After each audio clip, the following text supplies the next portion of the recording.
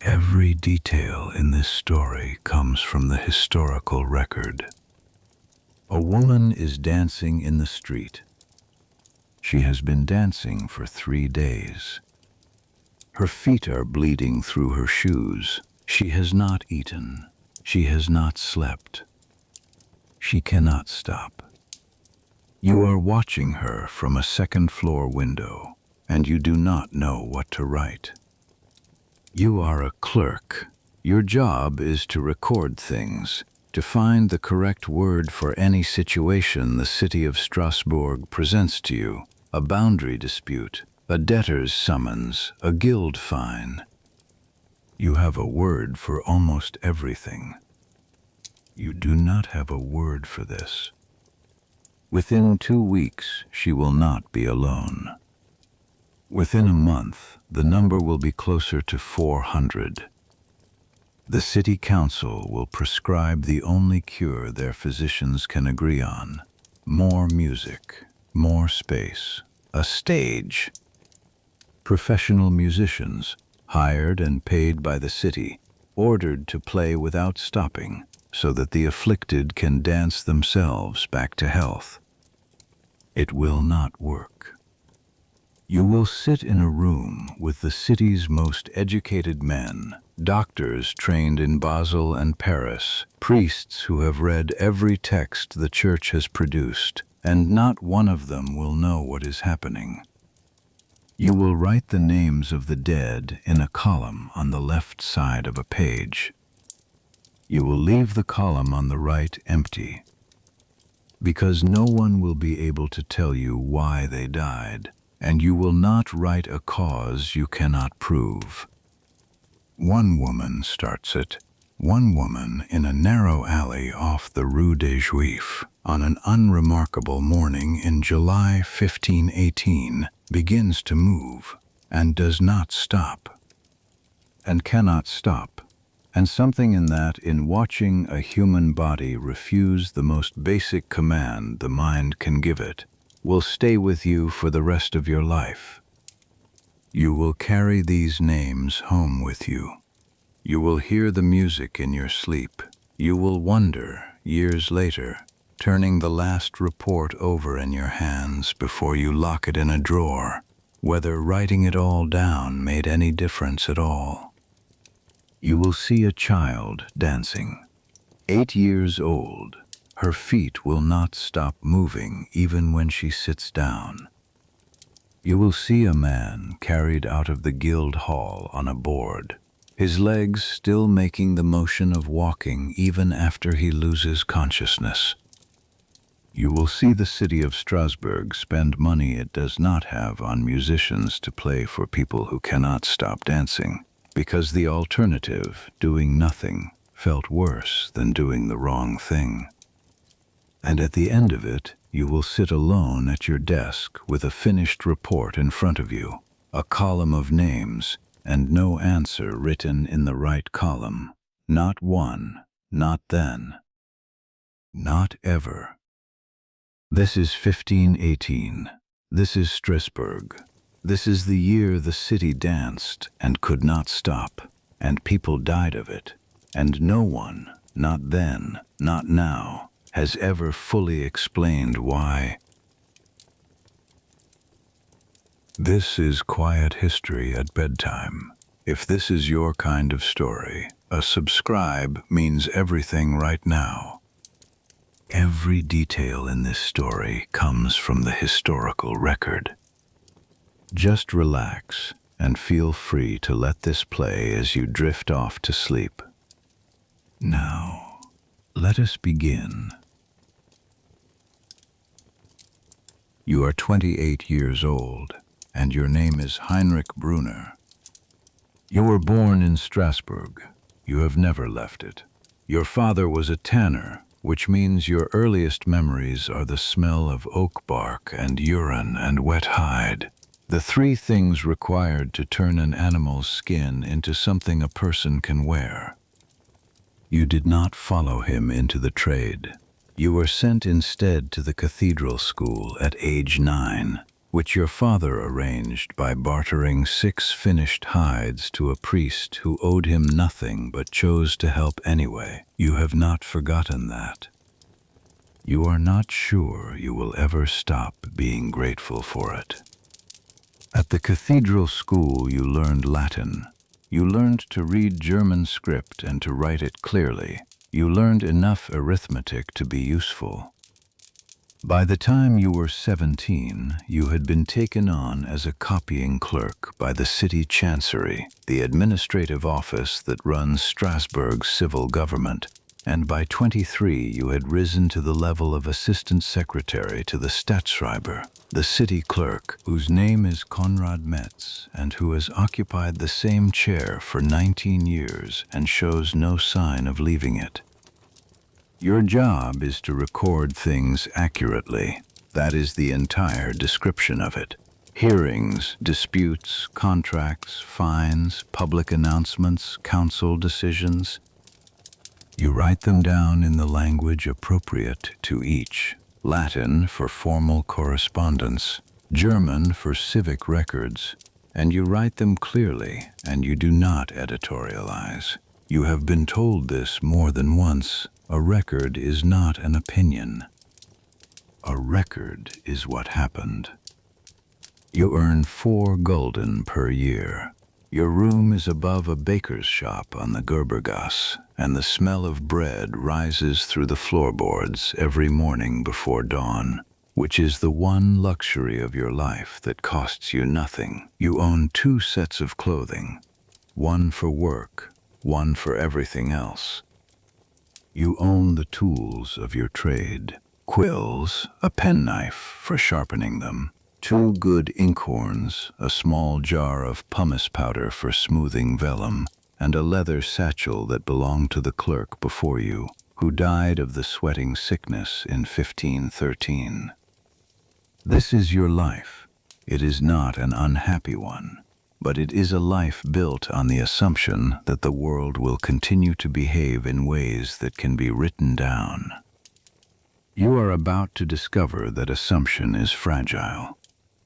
Strasbourg, in the summer of 1518, is a city under pressure in ways that only someone living inside it can fully feel. It sits on the Rhine, on the border between the Holy Roman Empire and what will eventually become France, though no one calls it that yet. It is one of the wealthiest trading cities north of the Alps, a free imperial city, which means it governs itself, within limits, under the authority of the Emperor Maximilian. The city has its own council, its own courts, its own militia. It has a cathedral that has been under construction for nearly 300 years, and whose single completed spire is, at this moment, the tallest structure in the known world at 142 meters. You can see it from almost anywhere in the city. On clear mornings it seems to lean slightly toward you, though you know it does not. But the wealth is not evenly held. The guild structure that made Strasbourg prosperous also controls who can access that prosperity and who cannot. There are 20 guilds: butchers, bakers, tanners, drapers, goldsmiths, fishermen, gardeners, and membership in a guild is the difference between a regulated income and subsistence labor. Outside the guilds are the day laborers, the domestic servants, the women who take in washing and mending, the men who load and unload barges on the Rhine for coin that runs through their hands like water. And the winter of 1517 was bad. You know this not from documents alone, but from what you saw. The queues at the grain distribution points near the cathedral. The children with the stillness that comes from not having enough to eat. The way the city smelled different that winter, something sour and thin underneath the usual smoke and river mud. The rye harvest failed across much of the Rhine Valley. The price of bread rose by roughly 40% between November and March. 40% is not a number that lands softly when your annual wage is 4 gulden and bread is what keeps you alive. There is also the matter of the sweating sickness, which has moved through the city twice in the past decade, and syphilis, which arrived in Europe in the 1490s, and which the people of Strasbourg call the French disease or the Spanish disease, depending on who they are angry with at the moment. The city's surgeons have treatments for it, mercury ointments, sweat baths, but the treatments are nearly as destructive as the disease itself, and most people cannot afford them regardless. And underneath all of this, religious tension. Martin Luther posted his 95 Theses in Wittenberg the previous October, in 1517. In Strasbourg, as in every city in the empire, people are arguing about what this means. The cathedral chapter is alarmed. The guilds are divided. Some of the humanist scholars at the city's Latin schools are quietly sympathetic to Luther's arguments. No one knows yet how this resolves. The ground feels uncertain in a way that is hard to name. This is the city you live in on the morning of July 14th, 1518, when you walk to work in the early morning, cross the Pont du Corbeau over the Ill, and hear, before you see anything unusual, the sound of feet. Not marching feet, not the rhythmic clatter of a procession, something less organized and more insistent. A shuffling, stamping sound coming from the narrow alley that runs alongside the church of St. Nicholas off the Rue des Oeufs. You stop, you listen, then you go and look. She is in the middle of the alley, and she is dancing. She is a woman of perhaps 35, dressed in the plain linen and wool of the laboring poor, a gray kirtle, a linen coif that has come half loose from her head. She is barefoot, which you notice immediately because the cobblestones of that alley are not smooth. Her arms are moving. Her hips are moving. Her feet are moving in a pattern that almost resembles a folk dance, the kind you would see at a guild feast or a Saint's Day celebration, except that there is no music, and she does not look like someone dancing for pleasure. She looks like someone trying to outrun something that is following her. You watch for a moment. A few other people have stopped at the mouth of the alley. No one speaks. Then you walk on to work, because you do not know what else to do, and your day is already planned, and you have 3 property boundary disputes to transcribe before the afternoon session of the civic court. But at noon, when you cross back over the same route to collect a document from the notary on the Rue des Orfèvres, you pass the alley again. She is still there. The loose end of her coif is soaked with sweat. Her feet, on the cobblestones, are moving in the same restless pattern. She is making a sound, not singing, not quite. A low exhalation on every beat, like someone carrying something heavy up a hill. There are perhaps 15 people watching now. No one is helping her. No one seems certain that help is what she needs. You stop. You watch for 5 minutes. Then you go and get the document you came for, and you return to the chancery, and you do not write anything down. Not yet, because you do not know what category this belongs to. That evening, on your way home, you go back a 3rd time. She is still dancing. It is 7 in the evening.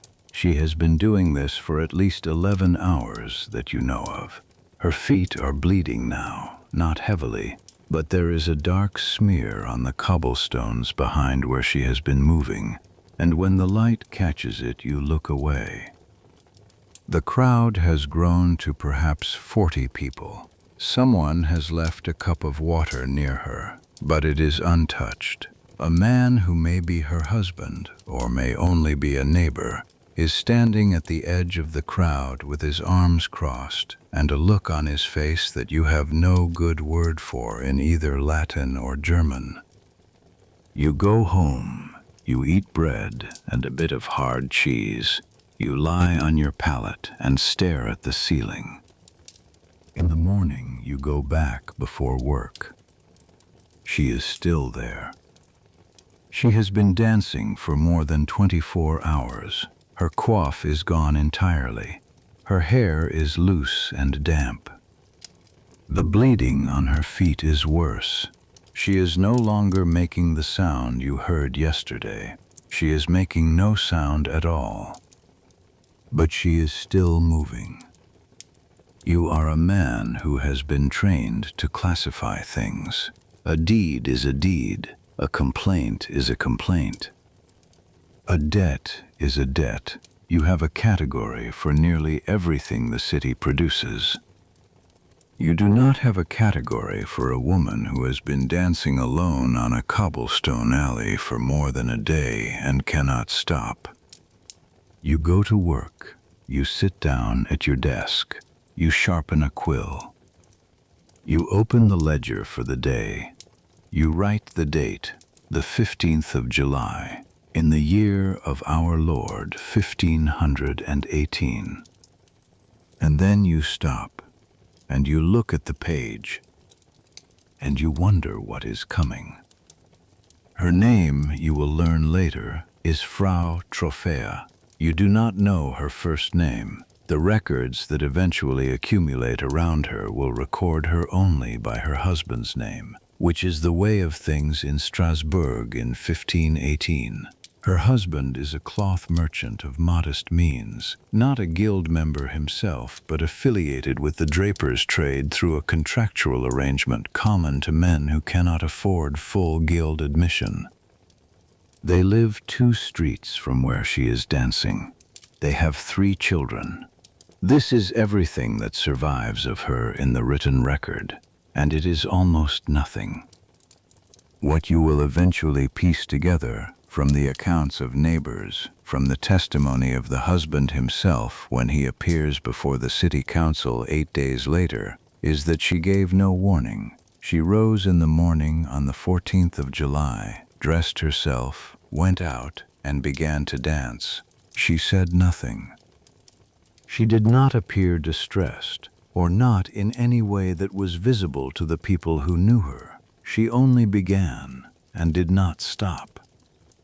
This is the thing that will stay with you.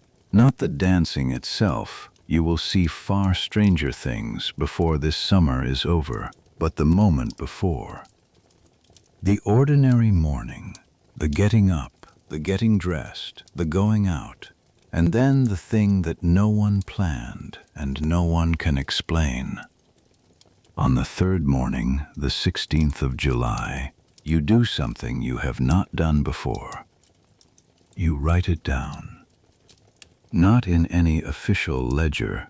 There is no category for this in any official ledger. You write it in the small personal notebook you keep for observations that do not yet have a home.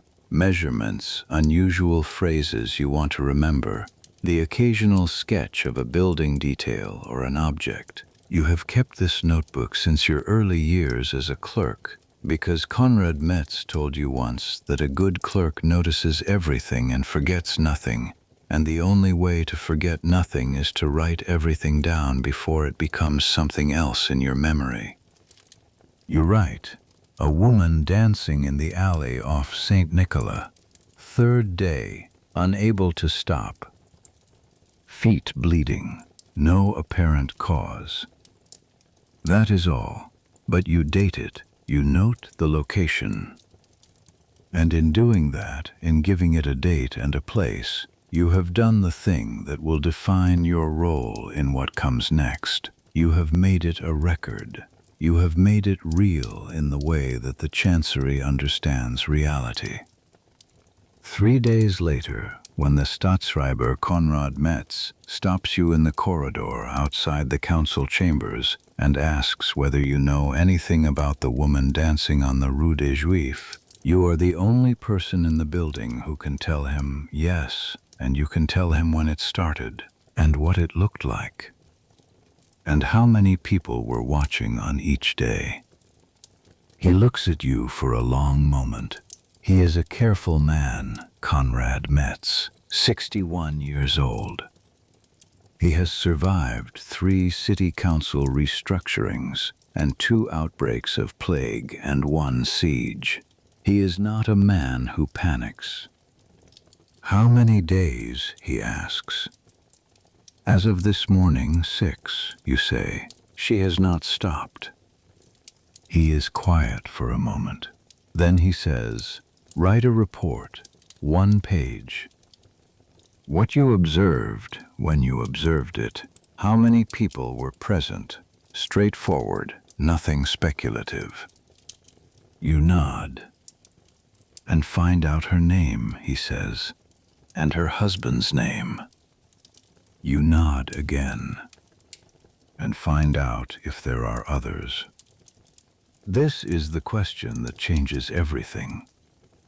Because when you spend the afternoon of the 19th of July walking the streets of Strasbourg with your notebook, asking the questions that a clerk is permitted to ask without alarming anyone, you find that there are others.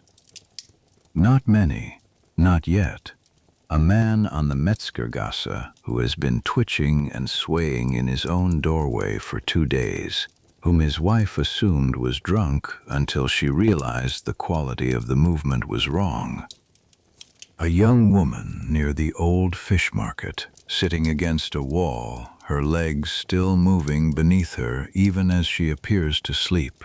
A boy of perhaps 14 near the Rue des Bouchers standing in the middle of the street with his arms extended and his feet shuffling in a slow circle, ignoring every person who speaks to him. 4 people, including Trophea, 4. You write this down. You count the days, you note the locations on the rough map of the city's ward boundaries that you carry folded in your satchel. You go back to the chancery. You sit at your desk. You write the report Konrad Metz asked for. And in the back of your mind, something that is not quite fear and not quite excitement, something closer to the feeling you get when you look at a column of figures that should add up to a fixed total and find that they do not, begins to take shape. The summer is not yet 3 weeks old. Something is beginning, and you can feel it the way you feel a change in the weather, not by any single sign, but by the accumulation of small wrongnesses, things that are each explicable on their own, but which together form a pattern your body recognizes before your mind does. You pull a clean sheet of vellum from the stack beside your inkhorn. You rule a left column and a right column. In the left column, you write the date, July the 19th, 1518. Beneath it, you write the first 4 names.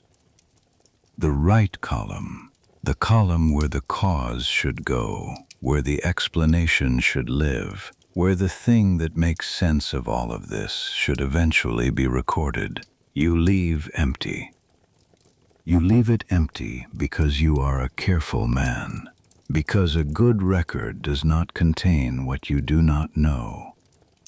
But you already understand, in a way that sits heavily in the center of your chest, that the right column may stay empty for a very long time. Outside the chancery windows, the summer sky above Strasbourg is the particular pale blue of late July in the Rhine Valley, wide and clear and warm, the kind of sky that makes a city look like everything in it is ordinary. The cathedral spire catches the late afternoon light on its western face. The river moves. The market below is beginning to wind down for the evening, the stall keepers folding their linen and counting their coin. It all looks entirely normal. You blow gently across the ink on the page to help it dry. You close the notebook. You place it in your satchel. Somewhere across the city, in an alley off the Rue des Juifs, a woman is still dancing in the dark. Tomorrow you will go back. Tomorrow you will count the people watching, note the time, describe what you see as precisely as you can. You will do this because it is what a clerk does. Because the only tool you have is the record, and the only thing you know how to do with something you cannot explain is to describe it as carefully as possible and hope that the description one day becomes the beginning of an answer. You are a man who records things. The city has given you that task, and you take it seriously. But tonight, walking home in the warm July dusk, crossing the Pont du Corbeau with the river dark and quiet below you, you feel the unease of a person who has begun to suspect that what is coming will not fit in any column they have ever ruled. The report you wrote for Konrad Metz is 1 page long, 43 lines of tight German script, 4 names in the left column. Dates of first observed movement, locations, number of bystanders on each day. A single sentence at the bottom that reads, "As of this writing, the afflicted have not stopped moving for periods ranging from 2 to 6 days." You hand it to him on the morning of July the 20th. He reads it standing up. He does not sit.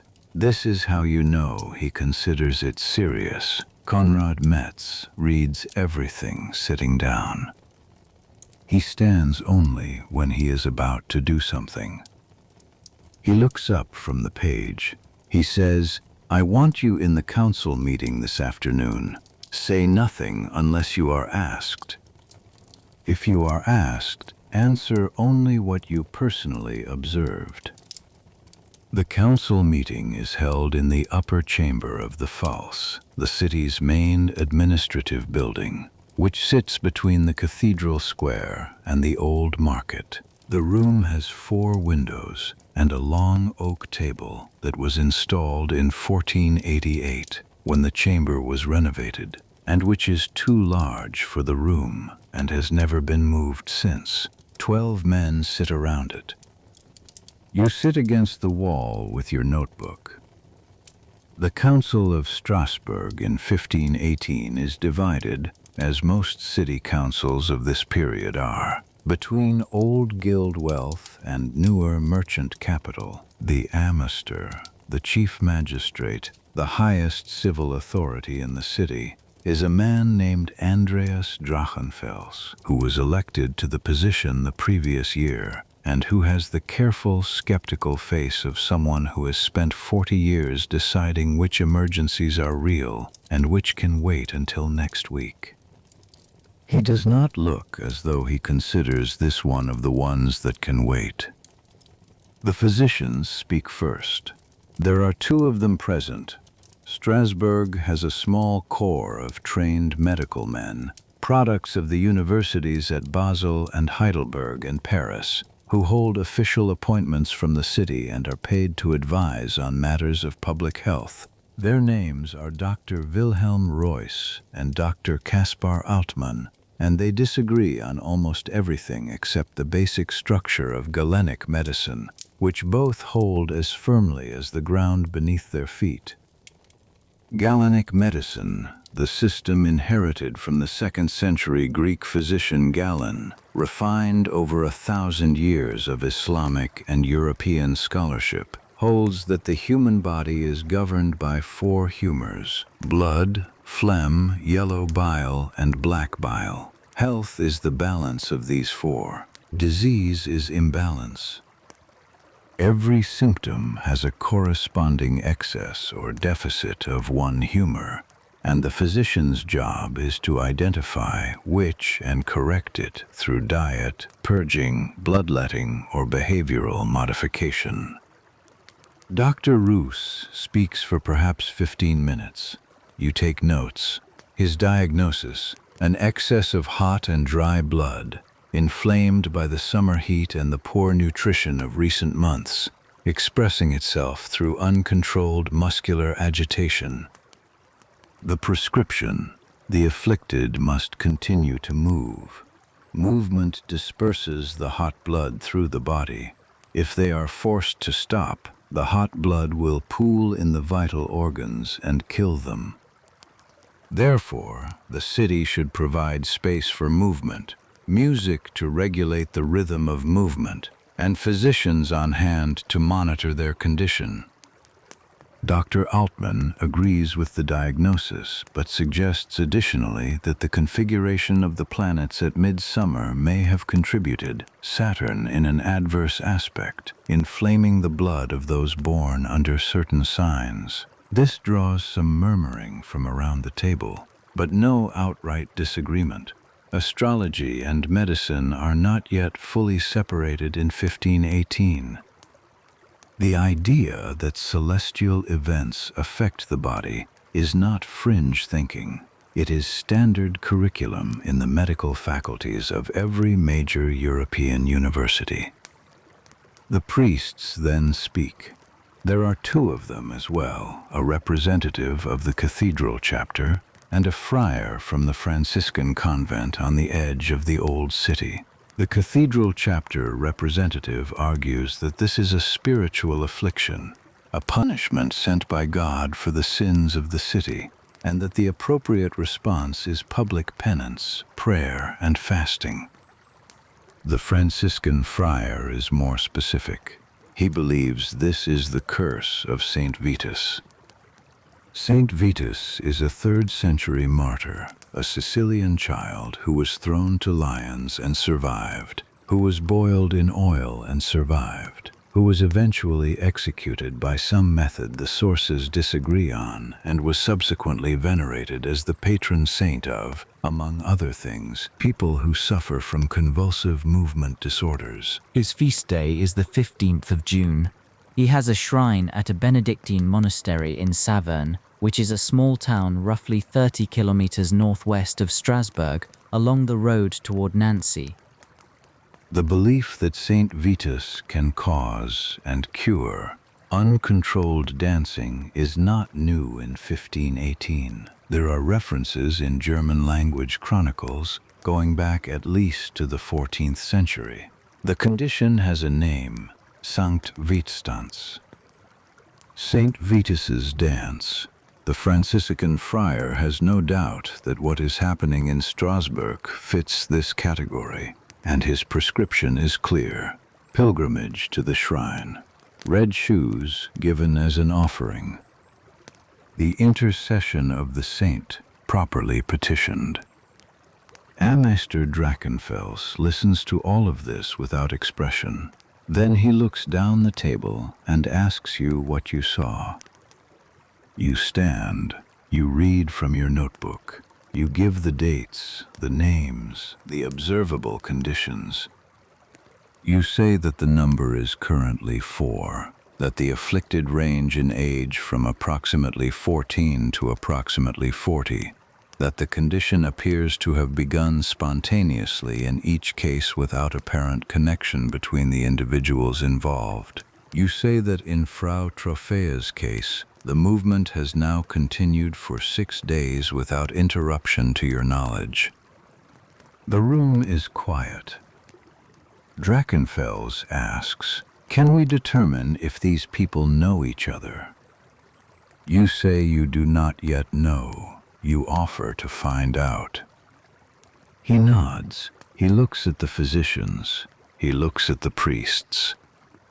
He looks at the long table and the 4 windows, and whatever it is that a man of his particular experience looks at when he is deciding how to respond to something for which he has no precedent. He says, "We proceed as the physicians recommend. Space, music, supervision. Notify the Guild of Musicians. We will use the guild hall and the horse market. Keep it organized. Keep records. He looks at you when he says the last part. Yes, sir, you say. You sit down. You write. July 20th. Council decision. Music authorized. Monitoring assigned. That is the day the city of Strasbourg officially decided to respond to a mass outbreak of uncontrollable dancing by hiring musicians. You spend the next 4 days doing the work this decision requires. It is, in one sense, extremely ordinary work, the kind of contractual and organizational writing you do every week. You draft the hire agreement for the musicians, 3 fiddlers and a drummer, all members of the City Musicians Guild, to be paid 4 kreutzers per day each, with a bonus of 1 kreutzer for any day exceeding 8 hours of continuous performance. You write the authorization for the use of the guild hall.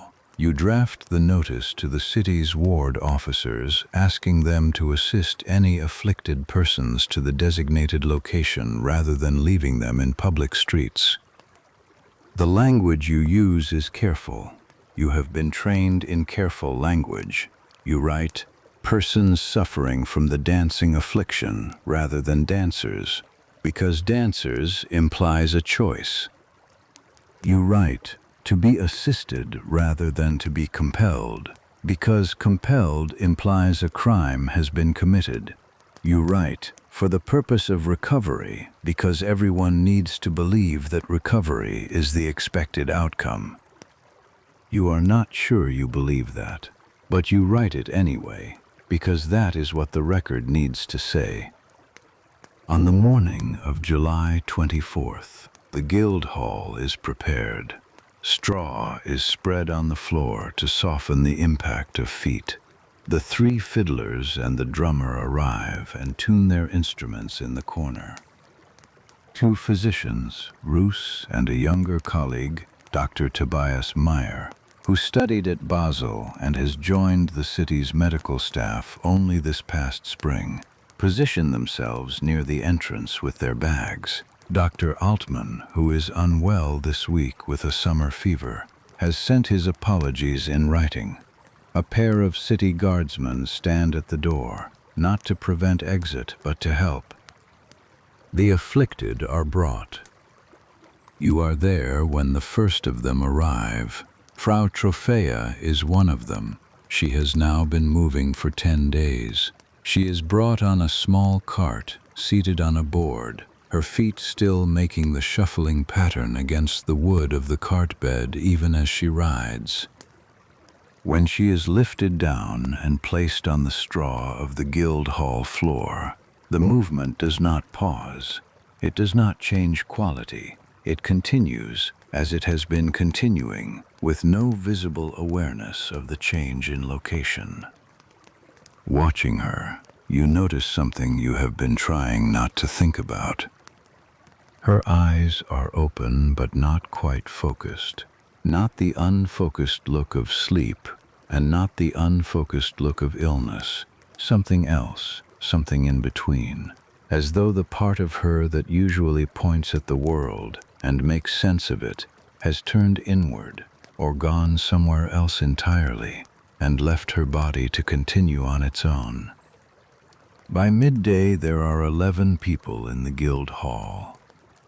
The musicians begin to play, a simple, repetitive dance tune, the kind played at guild feasts and Saints' Day celebrations, the music that the physicians believe will regulate the afflicted's movements and eventually ease them toward rest. The sound fills the room. You sit in the corner with your notebook and you watch. You observe something no one expected. The music does not calm them, it accelerates them. Within 20 minutes of the music beginning, every person in the room is moving faster. Not dramatically faster, but measurably faster. You can see it in the rhythm of their feet. the increased swing of their arms, the way the straw beneath them shifts and scatters where before it held still. The music seems not to soothe the movement, but to feed it, the way a bellows feeds a fire. Directed at it, it burns brighter. Dr. Roos, when you point this out to him quietly during a break in the afternoon, frowns and says you may be correct, but that the overall direction of treatment remains sound. The body must complete its agitation before it can rest. This is merely the fever breaking, the excess releasing. You write down what he says, because it is your job to record what people say. You also write down what you observed, because it is your job to record what happened. You have learned in 9 years of clerking that these two things are not always the same. By the end of the 24th of July, there are 14 people in the Guild Hall and 2 in the Horse Market, where an outdoor stage has been set up for those who arrived too late for indoor placement. The musicians play until the light fails. You count the faces in the room before you leave. You try to remember each one, because faces are the thing the records cannot hold. The records can hold names if you know them, and ages if someone tells you, and physical descriptions in the coarse official language of warrants and notices. But the specific quality of a face, the thing that makes a person themselves rather than a category, that is what the ink cannot fix. You want to remember them anyway. You have started to feel that this matters, though you could not yet explain why. You close your notebook. You put on your hat. The musicians are still playing as you walk out into the July night. The sound follows you across the square and around the corner and partway down the road toward the bridge before the city's noise swallows it. You count 14 in the hall, 2 in the Horse Market. Trophea, 10 days and still moving. A boy on the Metzgergasse, perhaps 14 years old. An old woman from near the south gate who has been placed on a chair because her hips cannot bear the standing, but whose feet do not stop even sitting. 16, as of the evening of July the 24th. Your left column is getting longer. The right column is still empty. You cross the bridge in the dark. The river is warm this time of year, and it smells of silt and the effluent of a city of 25,000 people living close together in the summer heat. It is not a pleasant smell, but it is the smell of Strasbourg, which is the smell of home. And you have walked this bridge so many times that your feet know every uneven stone. You think about the boy's face. 14 years old, approximately. Dark hair, cut short. He had been looking at the ceiling of the guild hall when you passed him, looking up at the exposed timber frame, the way children sometimes look at a view through a gap in buildings, as though the thing above them is the most interesting thing in the world. Except that his feet were moving, constantly, without rest, without pause. You go home, you eat, you sleep. In the morning, you will go back and count again. There will be more. You know this the way you know that rain, once it begins, does not usually stop with a single drop. On the 25th of July, the number is 22. You know this because you count them yourself at 3 points during the day, morning, noon, and late afternoon, the way a shepherd counts sheep, not because they are going anywhere, but because the count itself is the only way to measure something you do not understand. Numbers are the closest thing to certainty available to you. They are not understanding.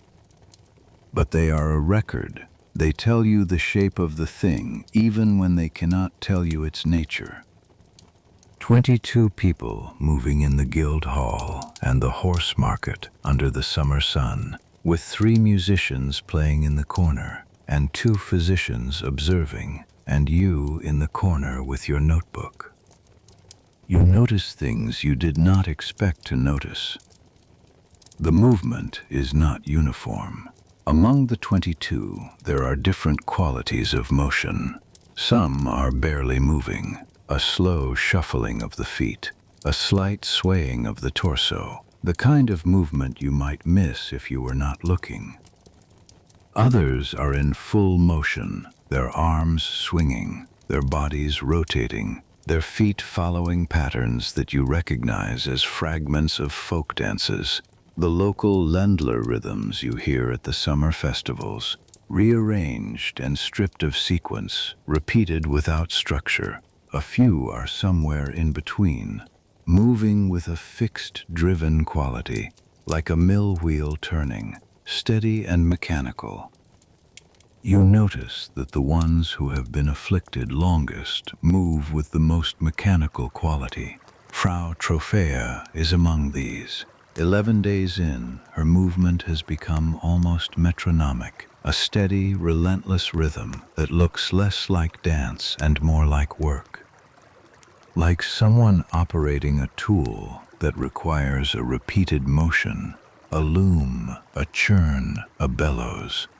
The same gesture over and over, without variation and without rest. You do not write this observation in the official record. It does not belong in the official record, which is a factual account and not a literary description. You write it in your private notebook, in the small margins where you keep the things that have not yet found their category. On the 26th of July, new people arrive at the guild hall before you do. You arrive at the 7th hour, 2 hours after sunrise, which is when you usually begin, and find that a group of perhaps 8 people you have not seen before have made their way to the building on their own, or almost on their own. Most of them have family members with them, holding their arms, steering them through doorways, lowering them carefully to the straw-covered floor. A young woman in her 20s who arrived with her mother, who has not slept in 4 days. A man in his 50s who works as a porter on the Rhine wharves and who has calluses on his hands the size of coins. A child, a girl, perhaps 8 years old, who arrived clinging to her father's hand, her small feet moving in a quick, light step that would look like a skipping game if you saw it in the street under different circumstances. The child's father, a glass worker named Franz Bernhardt, you will later speak to at length. He will tell you that she began the previous afternoon, that he watched her for 3 hours thinking it would stop. That when it did not stop, he brought her here because he did not know where else to bring her, and the physicians were here, and the alternative was doing nothing, which he could not do. You write his name. You write the child's name.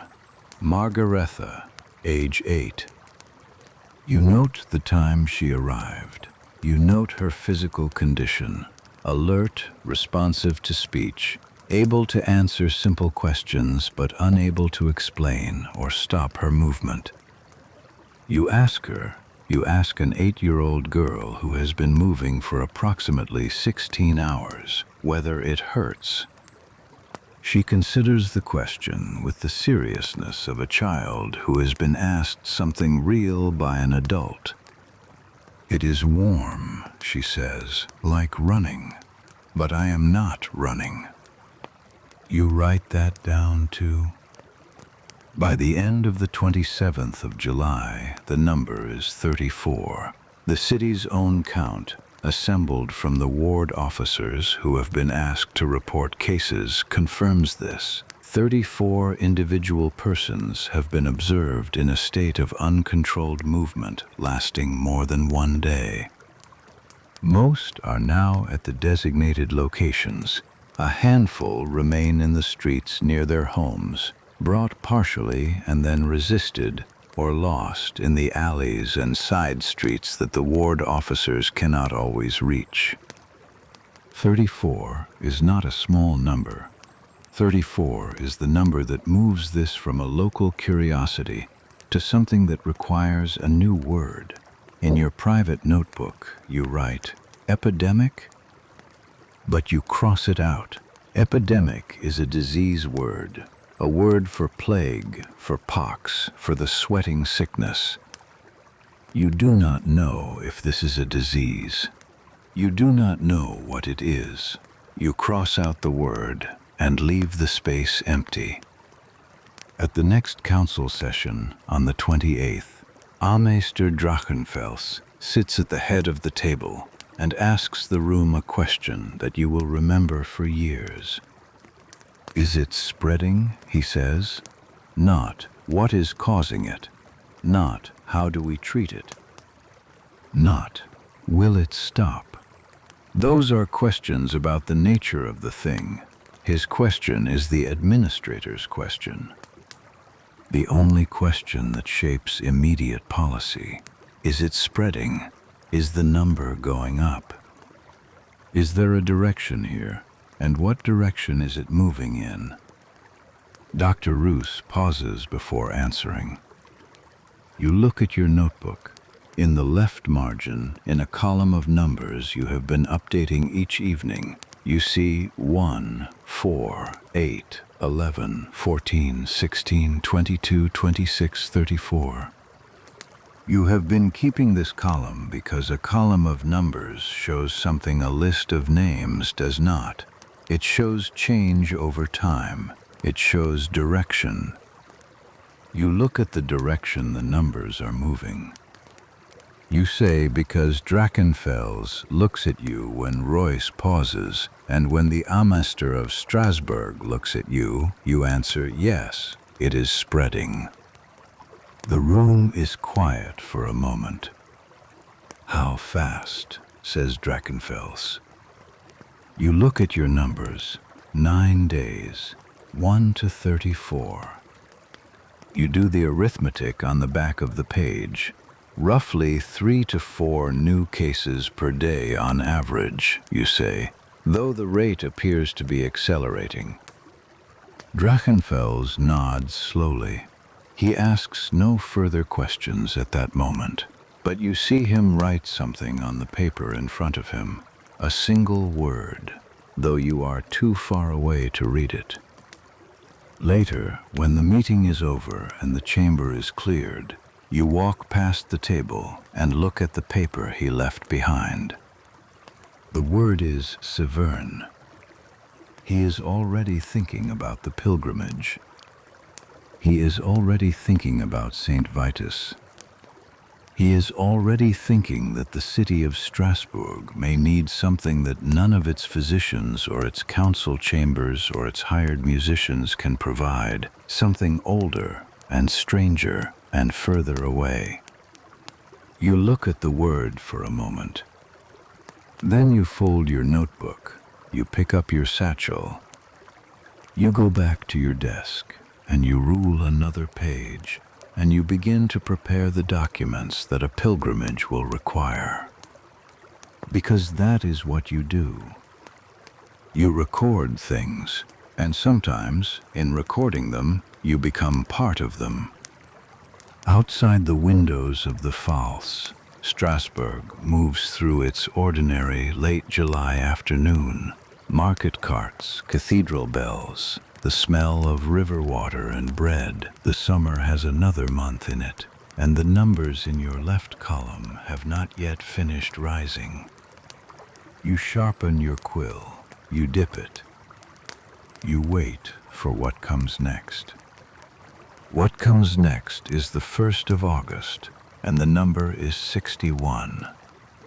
You have the figure written at the top of a fresh page before the morning session of the council even begins. 61 confirmed cases distributed across the guild hall, the horse market stage, and 3 overflow locations that the ward officers have improvised in the past week: a cleared grain warehouse near the south gate, a courtyard belonging to a tannery whose owner has been paid 3 gulden to vacate it, and the wide paved area in front of the Church of St. Thomas, which the parish priest allowed only after Amester Druckenfels sent a personal letter requesting it. 61 people, 16 days since Frau Trophea began. 3 to 4 new cases per day, as you predicted, and the rate is not declining. You sit at your desk in the chancery and look at your column of numbers. You have started, without being asked to, keeping a secondary record, a daily tally that sits beside the official case register, tracking not just names and locations, but patterns, which ward the new cases are coming from, what time of day they are reported, whether the afflicted know each other or share a trade or attend the same parish. You are looking for the shape of the thing. You do not know yet what you are looking for exactly, but you have found, in 9 years of working with documents, that the shape of a thing is sometimes visible before its nature is. The boundary of a field can be mapped before you know what grows in it. The structure of a debt can be recorded before you understand why it was incurred. You do not find a clear connection between the 61. They are not all from the same ward. The cases are scattered across 6 of the city's 21 administrative zones, concentrated slightly in the poorer districts near the river, but not exclusively. They do not share a parish or a guild or a neighborhood water source. They range in age from Margarethe, the glassworker's daughter who is 8 years old, to an elderly wool comber from the Jerbergasse who is somewhere between 60 and 70, a gap of 50 or 60 years. Roughly 2/3 of them are women, but not all. This last fact, the 2/3 female composition, you note carefully, because the physicians have noted it too, and their explanation for it is one you want to record accurately before anyone has time to revise it. Dr. Roos, in the council session of the 30th of July, stated plainly that women are constitutionally more susceptible to hot blood imbalance because their bodies, being cooler by nature under Galenic theory, are less able to moderate sudden increases in internal heat. This is the standard medical understanding of female physiology in 1518. You write it down without comment, because it is not your place to comment. But you notice that the women in your register are not distributed randomly across the social spectrum. Most of them are wives of day laborers or domestic servants or women who take in washing and spinning. The women at the bottom of the economic structure, the ones who ate least when the rye harvest failed, the ones who have no guild membership, no property claim, no formal standing in the civic record except as appendages to a husband's name or a father's estate. You notice this. You do not yet know what to do with it. You write it in the margin of your private notebook, in the small compressed script you use when you are not sure if a thing belongs in the official record or not. On the 4th of August, the first person dies. You learn of it in the afternoon, when one of the ward officers comes to the chancery and asks you quietly in the corridor whether the case register has a column for deaths. You tell him it does not. He tells you it should. You go back to your desk and you rule a new column on the right side of the main page, and you write the heading in Latin, Obit, died. The first name you enter in that column is a man named George Huber, a rope maker, 43 years old, married, 2 grown children. He had been dancing for 11 days. On the morning of the 4th of August, he was found collapsed in the horse market. His heart stopped. The physician who examined him wrote, "Heart failure consequent to exhaustion and dehydration." He had not eaten in days. He had not been able to drink because he could not stop moving long enough to keep water down. He weighed, the physician estimated, significantly less than he had when he arrived. 11 days of continuous movement without adequate food or water. The body can only carry that for so long. You write George Huber's name in the obit column. You write the date. You write the physician's note verbatim. Then you sit for a moment with your quill in your hand, not moving. You are a careful man. You do not editorialize. But George Huber was in your register. He was number 23 in your case list, entered on the 26th of July, described as a rope maker of the Schiflota district, 43 years old, no prior illness recorded. He was number 23, and now he is in the obit column, and the obit column will not stop filling up. You know this before it happens, in the way that you knew, looking at your column of numbers on the 28th of July, that the count was going up and not coming down. You put the quill down. You pick it up again. You enter the next name. By the 6th of August, the number of confirmed cases is 97. By the 10th, it is 140. The numbers are no longer moving at 3 to 4 per day. They are moving faster. The guild hall is overwhelmed. The horse market stage is overwhelmed. The overflow sites are all at capacity. New cases are appearing faster than the ward officers can locate them and redirect them to the designated sites, which means there are people dancing in alleys and courtyards and private homes across the city, unsupervised, without water or physicians present. The musicians are exhausted. You know this because 2 of them have come to the chancery to petition for additional pay.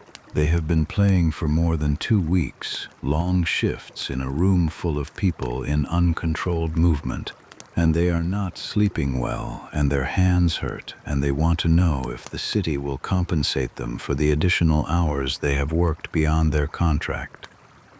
You handle this negotiation yourself, because Konrad Metz is dealing with a simultaneous dispute between 2 merchant guilds over a shipment of Rhine cloth and does not have time for musicians. You give them an additional 2 cruisers per day each, retroactive to the 1st of August. You write the authorization. You feel, obscurely, that this is the least the city can do for men who have been ordered to play music for dying people, and have done it without complaint. The second death is on the 7th of August, then a third on the 9th, then 2 on the 11th, on the same day. You enter each name as it comes to you. Each one arrives via a ward officer or a physician's note, delivered to the chancery on a folded slip of paper. You open each slip. You copy the name, the date, the cause as recorded. You write clearly. You do not rush. You give each name the same careful hand you would give a property deed or a formal council resolution. This is the only thing you can do for them.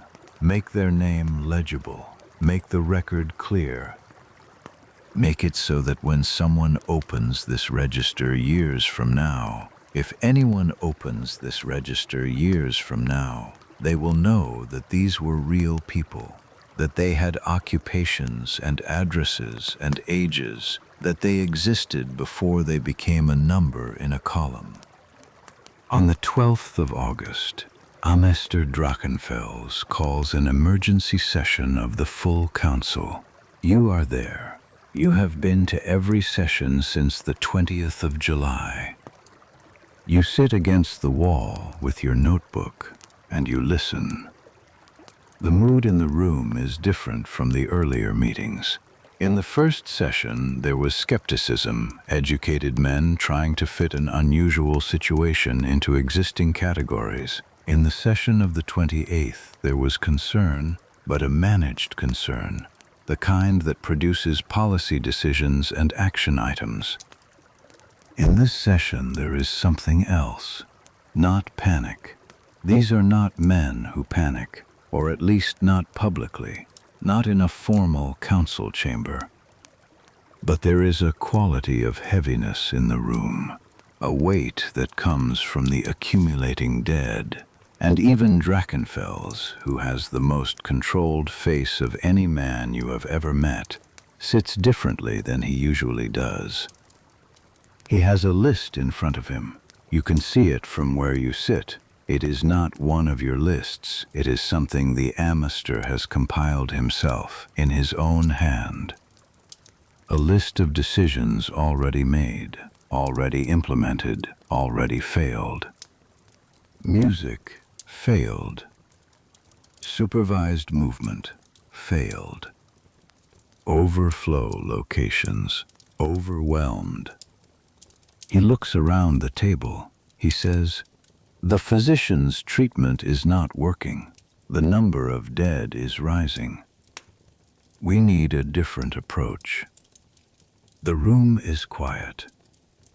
Dr. Roos begins to speak, to defend the approach, to argue that the process must only be given more time, and Drachenfels holds up one hand, a small gesture, and Roos stops.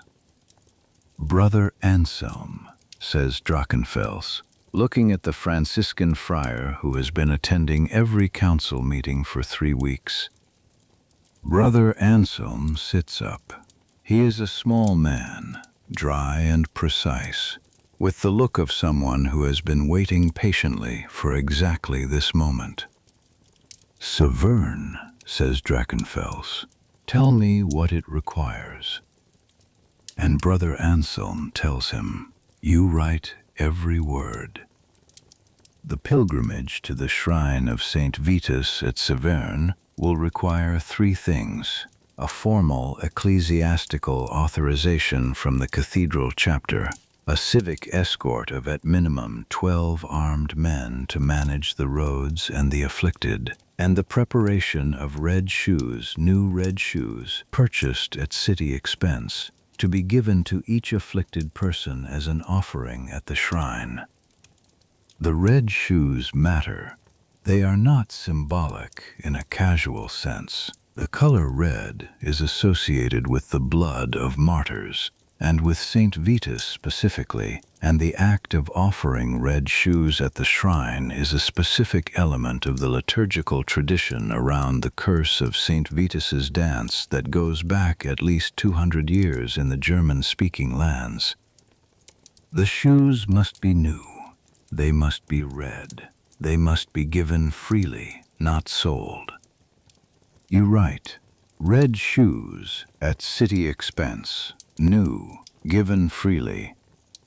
You calculate in the margin the cost: 60, 70, perhaps 80 pairs of shoes. Cobblers in Strasbourg charge between 1 and 3 kreutzers per pair for plain work shoes. Red dye, kermes, the best quality, adds roughly a kreuzer per pair. Call it 3 kreutzers average per pair for 80 pairs. That is 240 kreutzers. Just under 4 gulden. 4 gulden is your annual salary.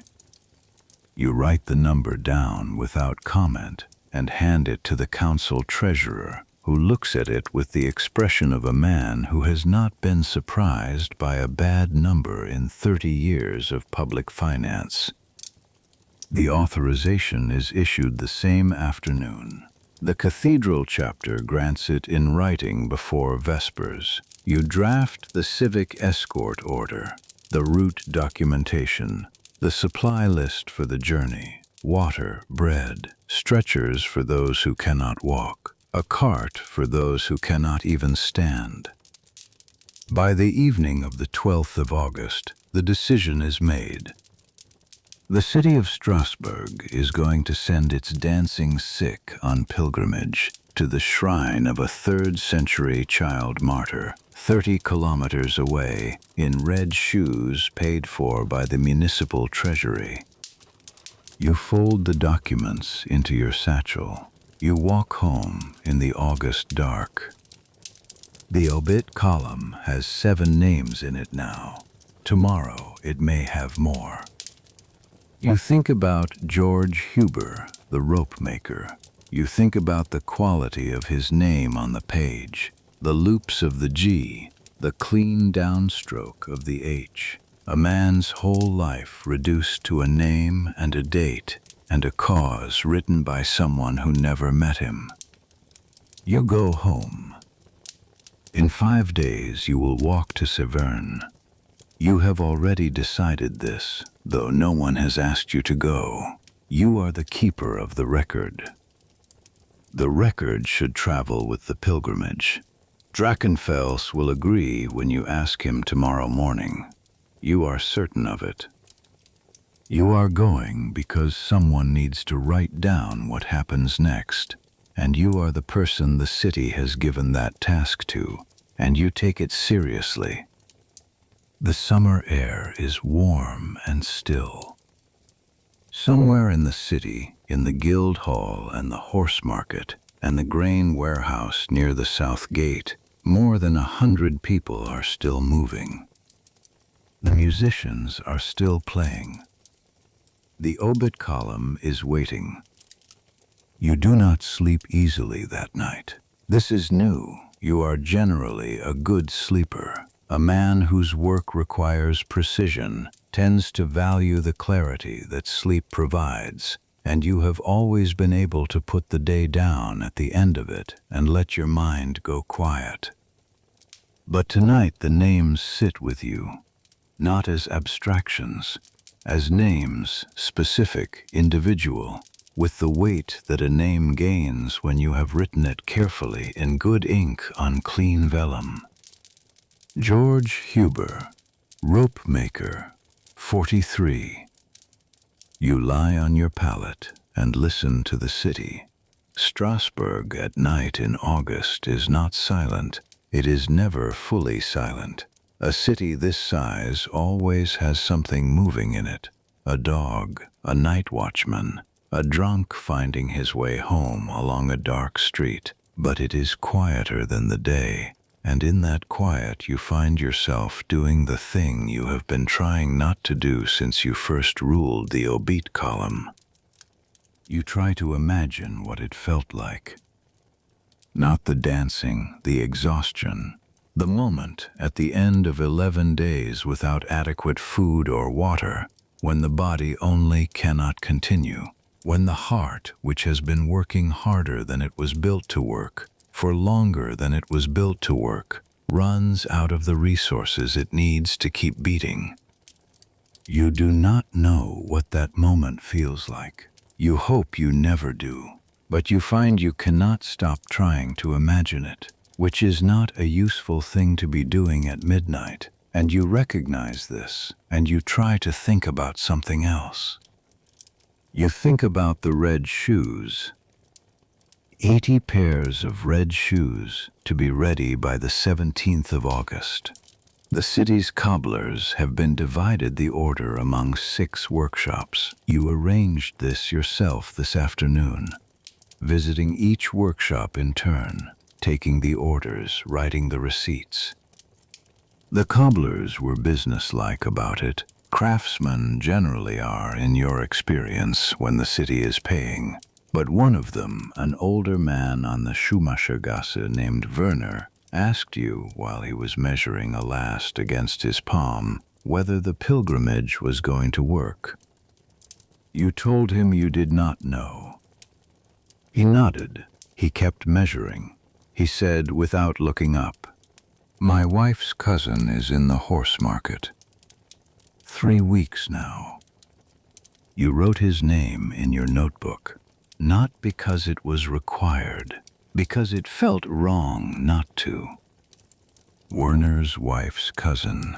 3 weeks in the horse market, moving without rest, her family watching from the edge of the straw floor, unable to help in any way that the medicine of 1518 could sanction. This is what the numbers in your left column actually are. Every number is of Werner, standing at a workbench in August, measuring shoe lasts, not looking up, saying the thing he cannot say in any other context because there is no other context in which to say it.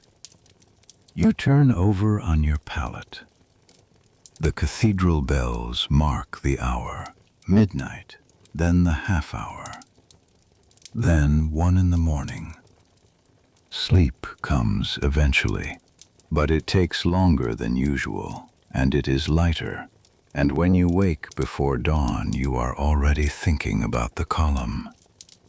By the 15th of August, the Feast of the Assumption, which the city observes as a major holy day, the number of confirmed cases has reached 162. You have this from the ward officer's morning reports, which now arrive at the chancery every day by the 8th hour. 162 people in a city of 25,000. That is roughly 1 person in every 154. In the neighborhoods near the river, it is higher. You have calculated this. In the Fischergasse district, where the river workers and the fishmongers and the poorest day laborers are concentrated, the number is closer to 1 in 60. In the wealthy merchant districts near the cathedral, it is 1 in 400 or fewer. You do not present this calculation at the council. It has not been requested, but you keep it in your private notebook, in the column beside the one where you have been tracking daily case counts, because the geography of suffering is part of the record even when it is not the most comfortable part. 162. And 9 in the obit column now. 9 names written in the right column, each one with a date and a cause and a brief physical description, not because you are required to include the description, but because you have found that after a certain point, a name alone feels insufficient. A name is what the record gives a person. The description is what you give them, something that says, this was a person with a body, with a specific kind of face, with hands that had done specific work in a specific city. You sharpen your quill on the morning of the 15th. The feast day bells are ringing. The city is going to observe the holy day. Markets closed, guild halls quiet, the cathedral full for morning mass. The dancing has not stopped for the feast day. It does not observe feast days. It does not observe anything. It continues in the grain warehouse and the horse market and the tannery courtyard, through holy days and market days and the middle of the night, the same as it has been continuing since the 14th of July, and you record it the same as you have been recording it, in the same careful hand, in the same ink, on the same ruled pages. 2 more days. In 2 more days, the red shoes will be ready, and the pilgrimage will leave for Saverne, and you will walk with it, notebook in hand, and record what you see. You fold your hands on the desk. You look out the window at the cathedral spire, which is catching the morning light on its eastern face. The bells are still ringing. You wait for the feast day to end, and for the 17th of August to begin, and for the thing that is coming next. The 17th of August begins before dawn. You are at the assembly point, a cleared stretch of road outside the Steintor, the stone gate on the city's western wall, by the 5th hour, while the sky is still dark blue at the edges and the first birds have only just started. You carry your satchel, your notebook, a second inkhorn stoppered with wax, 3 sharpened quills wrapped in cloth, and enough bread and hard cheese for 3 days. You have also brought your second set of clothes, rolled tightly, because you expect the road to be dirty, and you have learned in 9 years of civil service that appearing clean at official functions matters more than it should. The red shoes arrive on 4 carts at the 5th hour and a quarter. 83 pairs, wrapped in cloth and packed in wooden crates. The cobblers finished the last pairs yesterday afternoon. They are plain work shoes, flat-soled, with a single leather strap across the instep. The kind of shoe the city's laboring poor wear every day, made in the standard last sizes and dyed a deep red with kermes that Werner the cobbler sourced from a merchant on the Rue des Orfèvres. In the gray pre-dawn light, the red is nearly black. You open one crate and look at them, packed neatly in rows, and then you close it again and write down the time of arrival and the number of pairs. The afflicted begin to arrive by the 6th hour. This is the part you were not certain how to prepare for, logistically. You have been dealing for the past month with people who cannot stop moving. The question of how to transport them on foot to Saverne is not one that has a clean administrative answer. The solution arrived at, after 2 days of discussion between the physicians, the civic escort commander, and Brother Anselm, is a compromise.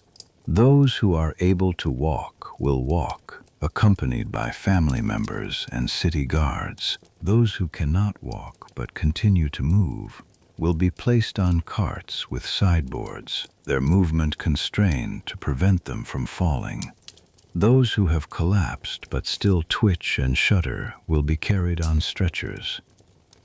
You look at the line forming outside the Steintor, and you see all 3 categories. There are people who walk toward the gate with the fixed mechanical step you have come to recognize, the step that looks like walking but is not quite walking. That is instead the remnant of the dance translated into forward motion, the same internal engine running but now pointed in a direction. There are people on carts, seated on boards, their feet making the familiar shuffling pattern against the cart bed. And there are people carried flat on stretchers made from 2 poles and a length of canvas, their bodies still moving in small, involuntary spasms even in this position, the elbows lifting slightly, the heels pressing down, the fingers curling and uncurling. Frau Trophea is among those who walk. She is 33 days into her affliction. You know this because you have been counting, because the date she started is the anchor point of your entire case register. 33 days of continuous movement, and she is walking toward the Steintor with the same relentless rhythm that she had on that first morning in the alley off the Rue des Juifs. She is thinner than she was. You can see this even from a distance. Her face, which you observed carefully in those first days because you were trying to understand what you were looking at, has a different quality now, the cheekbones more prominent, the skin pulled tighter, the eyes with that inward quality that you have seen in all the long-term cases, as though whatever is driving the movement has drawn resources from everything else. Her husband walks beside her. He is a middle-aged man with a cloth merchant's careful, worn look. He has been walking beside her, on and off, for 33 days. He holds her elbow lightly, not to restrain her, because restraint does not work. The physicians tried it in the first week, and the afflicted only struggled and fell, and the movement continued, but to keep her moving in roughly the right direction. You watch them pass through the gate. You fall into step near the middle of the column, where you can observe both the front and the rear. The civic escort of 12 armed men is distributed along the length of the group. Brother Anselm walks at the front, behind the leading cart. with a wooden staff and a small traveling altar slung over his shoulder in a leather case. The road to Saverne runs northwest through the Alsatian plain, following the line of the Bruch River toward the Vosges Mountains that rim the western horizon. In August, the plain is a deep green and gold, the rye that did grow, the hops, the kitchen gardens of the villages you pass through. The mountains in the distance are blue-gray, very clear in the morning air. You have not been outside the walls of Strasbourg in 4 years. You had forgotten how large the sky is when there are no buildings under it. The column moves slowly, 30 kilometers at the pace of the weakest members. The stretcher bearers can manage perhaps 3 kilometers per hour on a flat road in good weather. And this road is mostly flat and the weather is dry. Means a journey of at least 10 hours, possibly 12. You will not reach Saverne before late afternoon. Drachenfels has arranged lodging for the night at the Benedictine monastery attached to the shrine, though there is not enough room for the full complement, and the family members accompanying the afflicted will sleep in the monastic guest house or on the floor of the church if necessary. You walk, you take notes, you record the condition of each afflicted person at roughly 2-hour intervals, walking the length of the column with your notebook open, noting names, noting the quality of movement, noting who has been given water and who has been able to keep it down. At the 3rd hour of walking, one of the stretcher-borne cases, a woman in her 50s named Elsbeth Krug, a washerwoman from the Fischergasse district, stops moving. Not stops walking. She was not walking. She was being carried. But the movement of her hands, which has been constant since the ward officer brought her case to your register 12 days ago, simply stops. Between one step of the stretcher bearers and the next, her hands go still. The stretcher bearers notice before you do. They slow. You come forward. Dr. Meyer, who is traveling with the column, reaches her in 30 seconds. He checks her pulse, wrist, then throat. He looks up at you with the expression of a man confirming something he hoped not to confirm. You open your notebook. You write, Elsbeth Krug, washerwoman, Fischergasse, died on the road to Saverne, approximately 3 hours from the Steintor. You close the notebook. The stretcher bearers lower her to the side of the road. Brother Anselm is called forward. He performs the last rites quickly, because the column cannot stop for long, and because the living need to keep moving toward the shrine that may or may not be able to help them.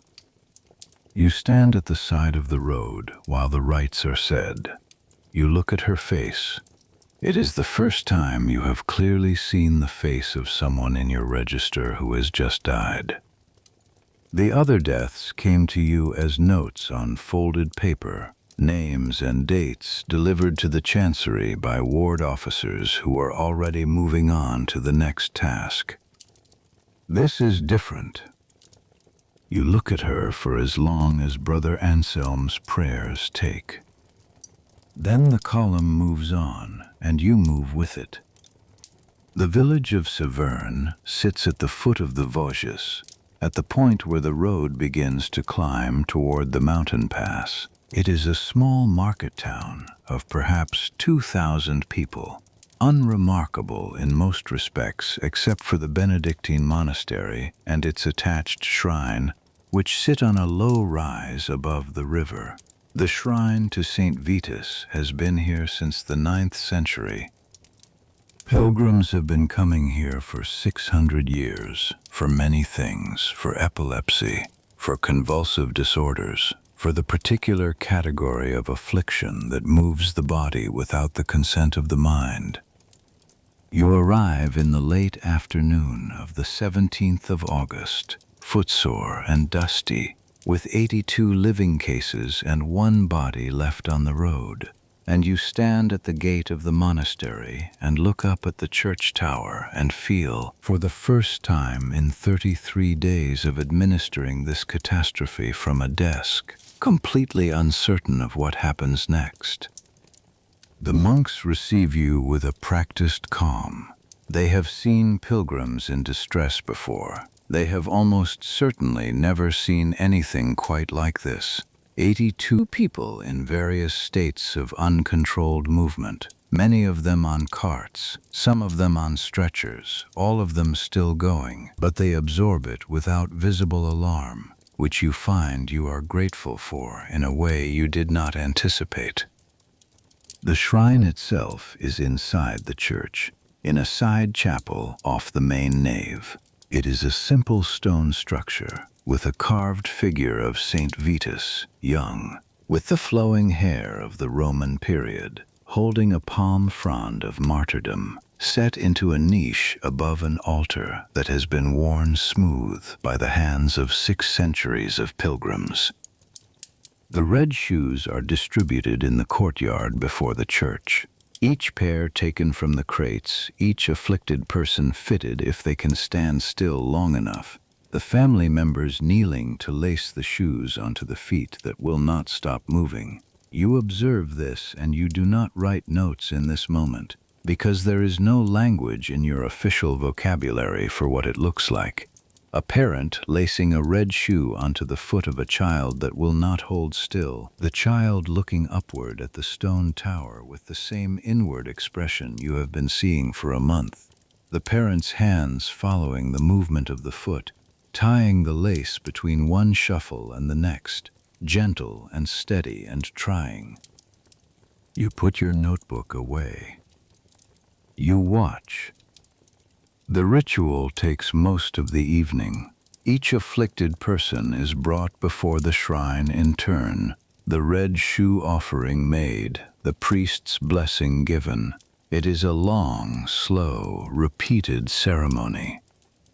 The priests of the monastery have adapted to the unusual nature of this particular group of pilgrims. They do not require stillness. They do not insist on kneeling. They bless people who are standing, moving, leaning against the walls of the chapel, carried in on stretchers.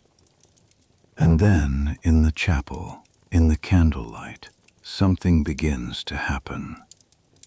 It begins with a woman in her 40s, a baker's wife from the Metzgergasse whom you entered in the register as case number 47.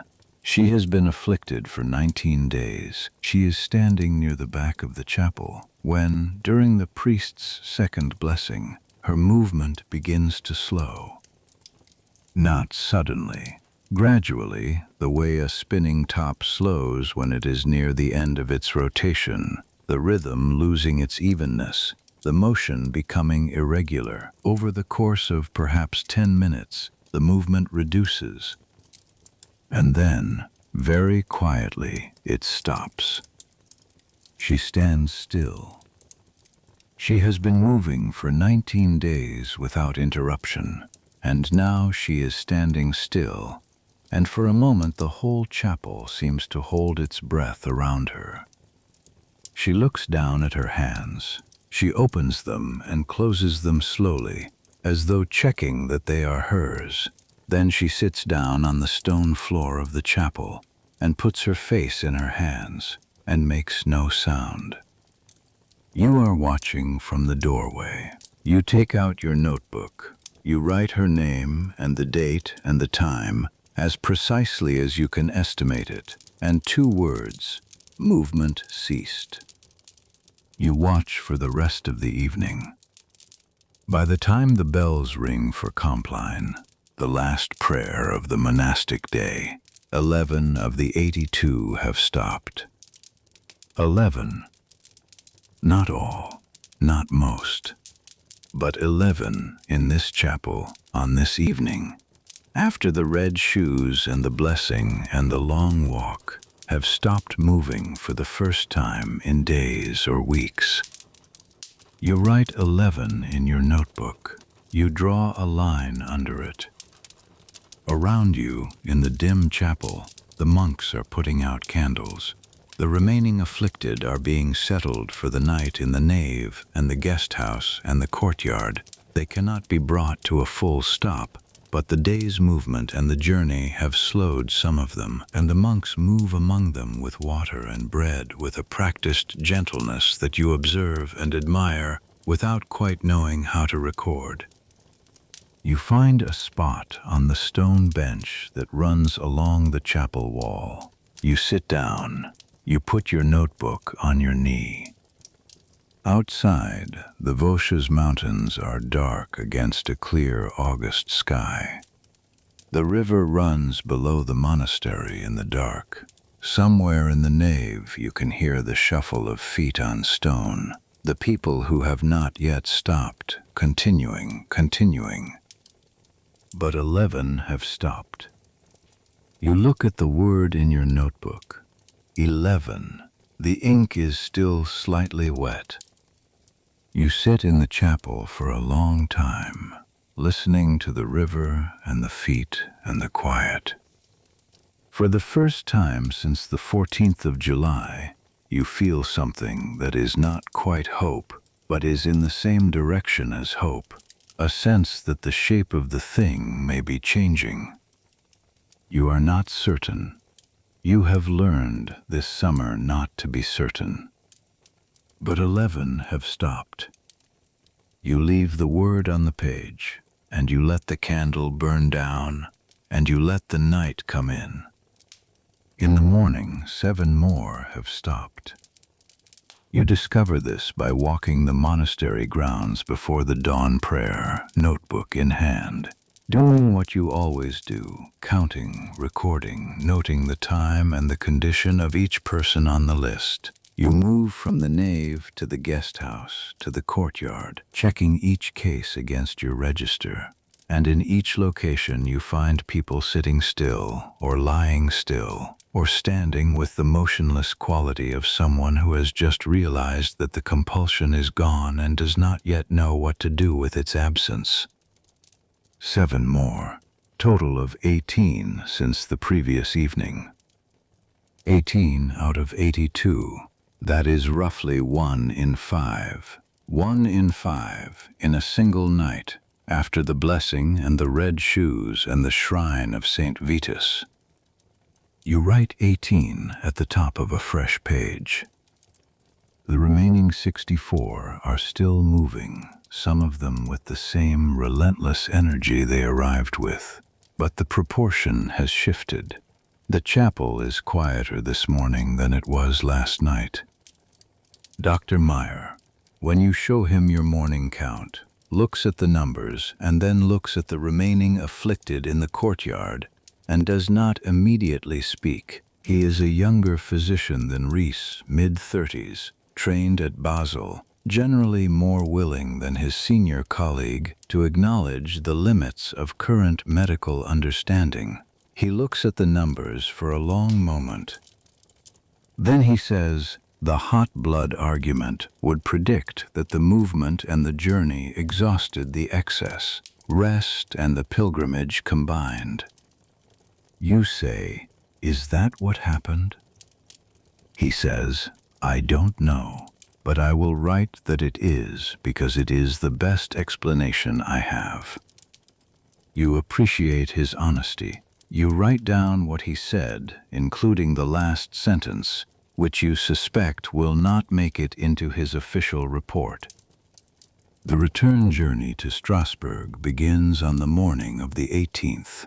You walk back the same road you walked in, through the green and gold plain, under the same clear August sky. The column is different now, quieter, slower, with a different quality of movement to it.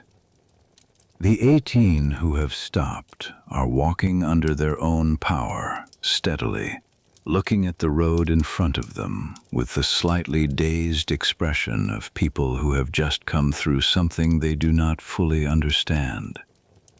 The 64 who have not stopped are still moving, still on the carts and the stretchers, still producing the same steady shuffle and sway. But some of them look different too, reduced somehow, like a fire that has used most of its fuel, slowed not to stillness but toward it.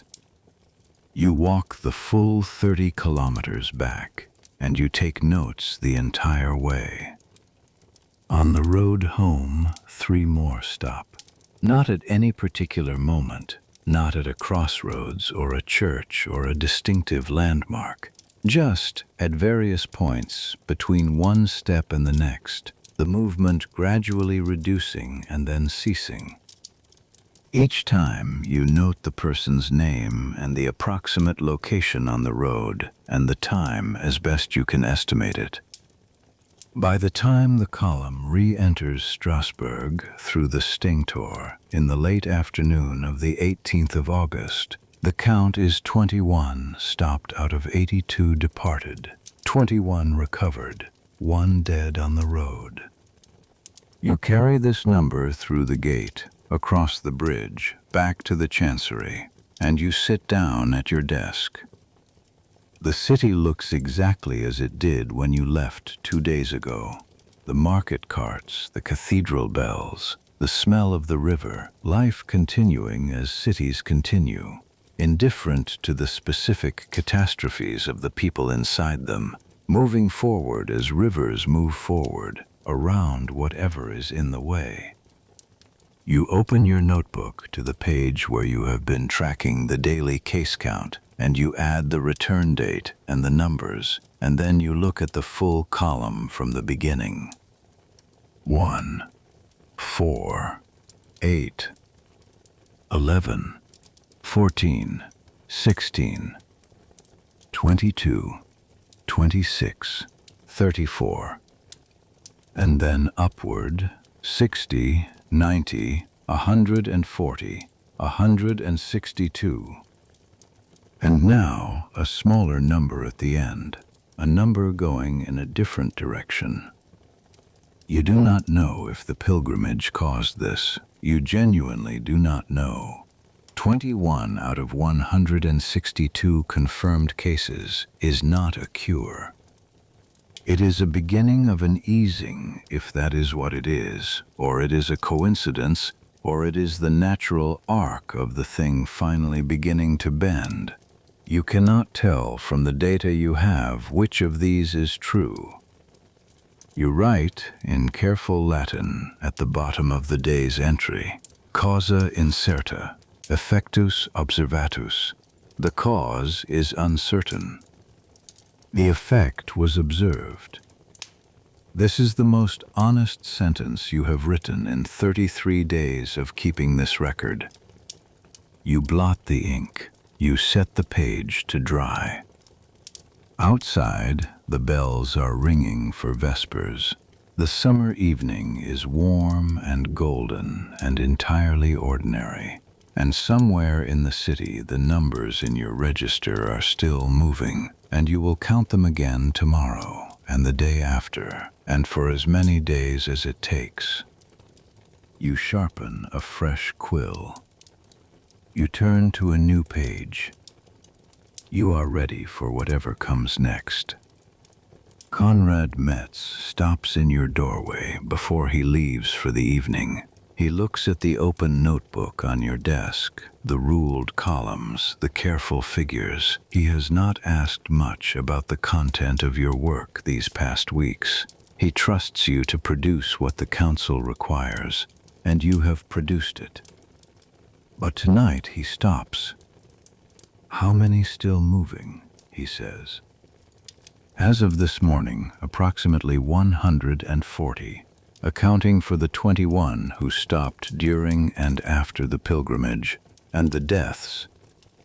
He is quiet.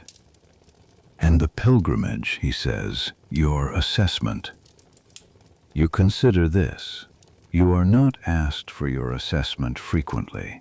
You are asked for your records, your counts, your transcriptions of what others have assessed. But Konrad Metz has been a clerk for nearly 4 decades, and he knows the difference between a man who records things and a man who understands them and tonight in the doorway, he is asking which one you are. I think it helped some of them, you say. I think the walking and the night away from the city and the ritual, I think for some people, something in that combination was what they needed. I do not know if it was St. Vitus. I do not know if it was the exhaustion of the journey. I do not know if they would have stopped anyway, on their own timeline, and the pilgrimage simply happened to coincide. He nods. He says nothing for a moment. Write that, he says, in the record, exactly as you said it. You look at him. He is not a man who usually invites uncertainty into official documents. The council will want something cleaner, you say. The council will get something cleaner, he says. You write what you actually think someone should. He leaves. You look at the doorway where he was standing. Then you turn back to the page and you write it down. The council issues its prohibition order on the 24th of August.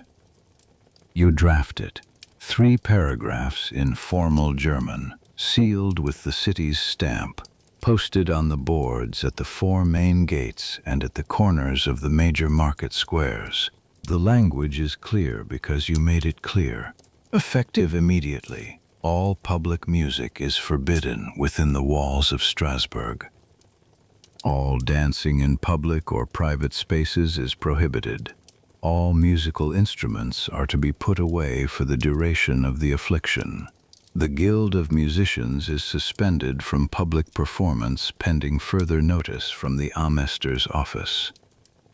The hired musicians are paid off that morning. Their contract formally concluded. The final accounting entered in the civic ledger. You write their names and the amounts and the dates of service. 3 fiddlers and a drummer. 26 days of playing, in a room full of people they could not help, under instructions that made the situation worse. You give them each a small final payment, a recognition beyond even the extra cruisers you authorized in early August, on the authority of a discretionary line in the municipal accounts that exists for exactly these kinds of situations. You do not ask anyone's permission for this. You simply write it into the ledger and move on. The prohibition does what the music did not. Not immediately. Nothing in this summer has happened immediately. But within a week of the order, the rate of new cases begins to fall. 3 per day becomes 2. 2 becomes 1. By the 1st of September, there are days when the ward officers report no new cases at all. You note each 0 in your column with the same deliberate pen you used to note the rising numbers. A 0 is as much a fact as a 60. The cases that are already active do not resolve instantly either. The prohibition removes the fuel, the music, the public performance space, the city-sanctioned structure that gave the dancing a context and perhaps a permission. But the people already afflicted continue at their own pace. Some stop within days of the prohibition. Others go for another week or 2 weeks. A handful go longer. Frau Trophea stops on the 2nd of September. You receive this information via a note from her husband, delivered by a street boy to the chancery. The note is brief, 4 lines in a barely literate hand. The German cramped and misspelled in the way of a man who learned to write late and uses it rarely. She has stopped. She is sleeping. She has not eaten in many days, and she is very thin, but she is alive. He wants to know if there is anything more required of them by the city, or if they are free to go home. You write back a single clean sentence, in a hand he can read. You are free to go home. The city requires nothing further. You have our thanks for your patience. You do not know if that last sentence is the city's voice or your own. You write it anyway. Frau Trophia was afflicted from the 14th of July to the 2nd of September. 50 days. She danced for 50 days without stopping, in a city that tried music and pilgrimage and prohibition and prayer, and she survived all of it. And now she is sleeping in her own home, and her husband is writing letters to clerks in a barely literate hand because he does not know how else to mark the fact that it is finally over. You file his note in the case register under her entry, which spans 3 full pages at this point, more than any other individual case, because she was the first, and you documented her most carefully, and because the first detail in any record is always the one that gets the most space. By the 10th of September, the case count is down to 41 active. By the 20th, it is 19. By the 1st of October, it is 6. You have 6 names in your active column in early October, 6 people still moving, 3 weeks after most of the others stopped, in the same relentless mechanical rhythm that has characterized the affliction from the beginning. They are distributed across the city, at home now rather than in the designated locations, which have been closed since the prohibition order. Their families are managing them as best they can. The last confirmed case stops on the 12th of October. A man named Albert Feist, a needlemaker from the Nadlergasse. He had been afflicted for 63 days, longer than anyone except Frau Trophea. His case is the last entry in the active column. Below it, you draw a line. The outbreak lasted from the 14th of July to the 12th of October, 89 days. You sit with this number for a moment. 89 days. The height of summer to the beginning of autumn, one complete arc of the season, and in that arc the city of Strasbourg experienced something for which it had no name and no precedent and no reliable cure. You open the obit column. You count. 15 names. 15 confirmed deaths attributable to the affliction, to exhaustion, dehydration, cardiac failure from extended movement without adequate rest or nourishment. 15, and one who died on the road to Saverne, which you count separately, which brings the total to 16. You are not certain 16 is accurate. You are not certain of any of your numbers with the confidence that a property deed or a debt record requires. The ward officers brought you what they knew. The physicians wrote what they observed, but there are gaps. People who were never brought to the designated locations, who danced in their own homes and courtyards, who recovered without official notice, or who died without official notice, who existed outside the reach of the city's administrative machinery. The honest number might be higher. You do not know by how much. You write 16 in the summary, and you write in a note below it. This figure reflects confirmed cases and documented deaths only, and may understate the actual total. You write it because Konrad Metz told you to write what you actually think, and what you actually think is that the record you have kept, as careful as you made it, does not contain everything. The final report is due to the council on the 15th of October. You have been working on it since the 1st of the month, drafting and revising, checking your case register against your private notebook, verifying dates and names against the ward officer's daily reports. It is 12 pages, the longest single document you have produced in 9 years as a clerk.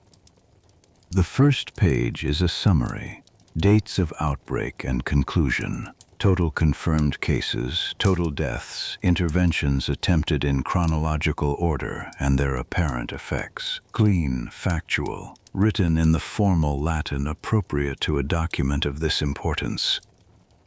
The remaining 11 pages are the detail, the case register, the daily counts, the physician's diagnoses, the council decisions, the cost accounting for the musical hire and the red shoes and the civic escort, and the supplies for the pilgrimage. Numbers and names and dates and causes written in the best hand you can produce, on the best vellum the chancery stocks. And on the final page, below the last entry in the case register, you write one paragraph that was not requested and was not standard practice, and which Conrad Metz will read and say nothing about, which you take as permission. You write, "The cause of this affliction remains unknown to the undersign. The treatments attempted, musical provision, movement, pilgrimage, and prohibition, produced varying results that cannot be confidently attributed to any single intervention.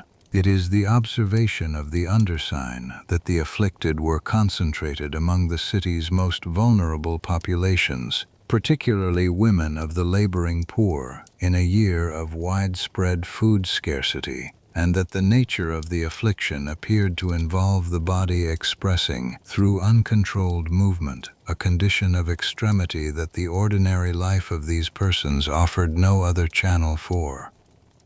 This is not a medical diagnosis. It is an observation from the record. The undersigned submits it for whatever use it may be to those who read this document in future.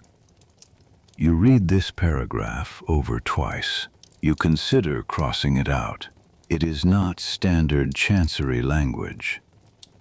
It is not what the council asked for. It is not, strictly speaking, within the scope of a clerk's assigned function. You leave it in.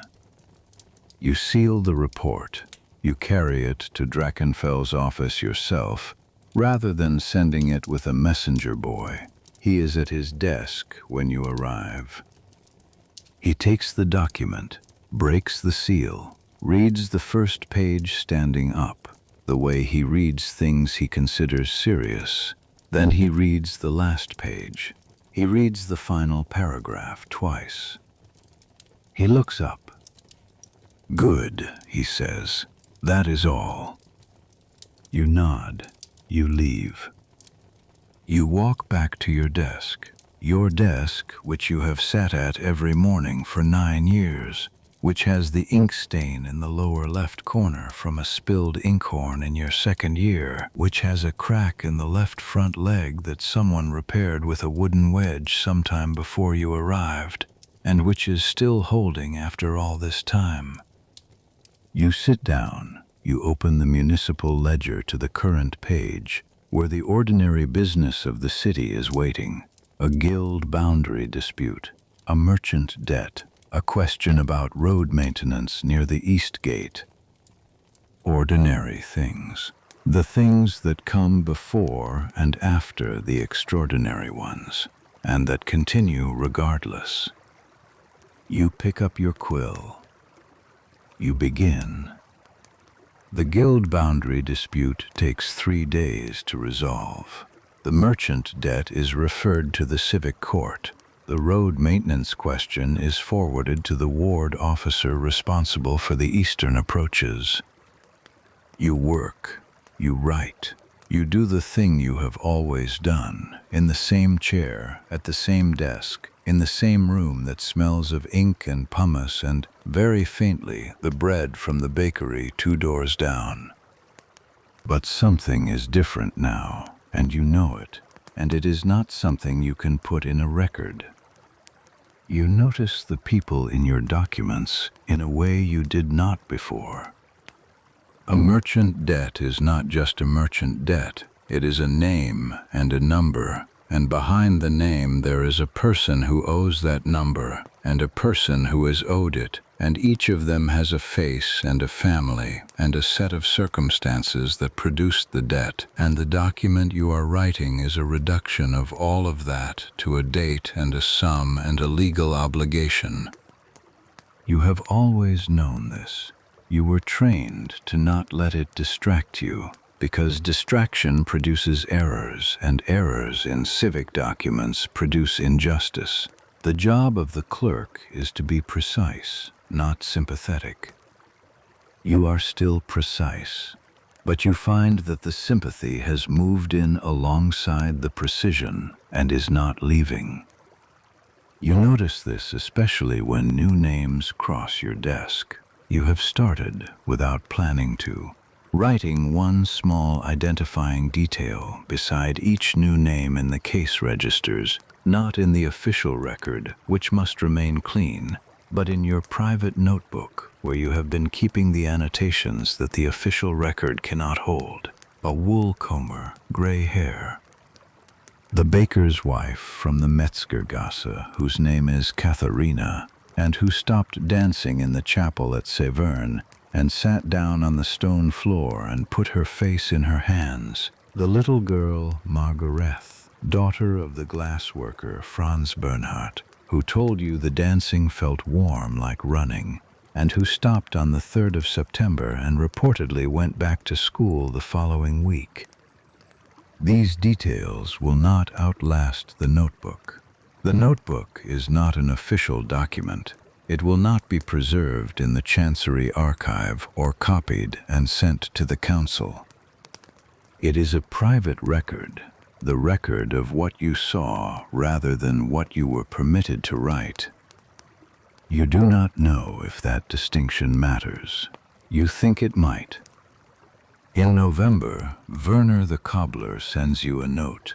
It is delivered by his apprentice, a boy of about 12 who stands in the doorway of the chancery looking uncertain about whether he is in the right place until you take the note from him and give him a small coin for the trouble. The note is brief. Werner's wife's cousin, the woman who had been in the horse market since early August, has recovered fully. She is back at work. She is eating again. She wanted him to pass along her thanks to the city officials who managed the situation, though she does not know any of their names. You fold the note and put it in your private notebook. You do not know this woman's name either. You check your case register. There are several women from the horse market in that period, and you cannot be certain which one she is without more information. She is somewhere in your left column, a name you wrote carefully in your best hand on a ruled page, and she is recovered now, and she is back at work, and she wanted to say thank you to people whose names she does not know, and Werner passed the thanks along, and now you are sitting at your desk in November holding a folded note. You think about the 15 names in the obit column. 16, including Elsbeth Krug on the road to Severn. You think about Frau Trophea sleeping in her own home after 50 days. You think about the boy of 14 who was number 8 in your register, the boy with dark hair who was looking at the ceiling of the Guild Hall that first day. You do not know his current status. He dropped out of the ward officer's reports in mid-September without a clear resolution note, which could mean he recovered and went home without anyone filing a final notification. Or it could mean something else. You have tried twice to trace him through the ward officer for the Metzgergasse district and gotten inconclusive answers both times. You have left his entry in the register as active, with a note, status unclear as of 15th October. It is the honest thing to do. You do not always know how the stories end. This is something you have learned this summer. You write the beginning and the middle, and sometimes the end comes to you in a folded note delivered by a 12-year-old apprentice, and sometimes it doesn't come at all, and you leave the column open and write, status unclear. This is what the record actually looks like when you are honest about it. Not complete, not resolved. Full of blanks in the right column that no subsequent note will ever fill. Outside the chancery windows, Strasbourg is moving into November. The market stalls are selling the autumn harvest, cabbages, turnips, the last apples from the orchards south of the city. The rye price, you have heard, is lower than it was at this time last year. Not back to normal. The shortfall of 1517 does not reverse in a single season, but lower, slightly easier. The winter coming is going to be hard, but perhaps not as hard as the last one. You do not know if that matters. You do not know if the dancing would have happened in a year of good rye prices and stable food supply. You have the observation from your final report, the concentration of cases among the poorest, the hungry, the most pressured. But an observation is not a proof, and the cause of the affliction remains, officially and in practice, unknown. You keep the private notebook on the corner of your desk. You add to it occasionally, a detail noticed, a question formed, a name followed up. It is not the official record. The official record is sealed and filed in the council archive, behind the locked door at the end of the corridor, alongside the records of plague outbreaks and siege preparations and guild elections and all the other events that the city of Strasbourg has deemed worth preserving. What is in your notebook is something else. It is what you actually saw. You think those two things should be the same. You think that is what a record is supposed to be. But you are 30 years old now, and you have spent the last 4 months writing the official account of something that no one fully understood while it was happening. And you have learned that the official account and the actual account are not always identical, and that the gap between them is where the truth lives, if truth is the right word for the thing you are trying to hold on to.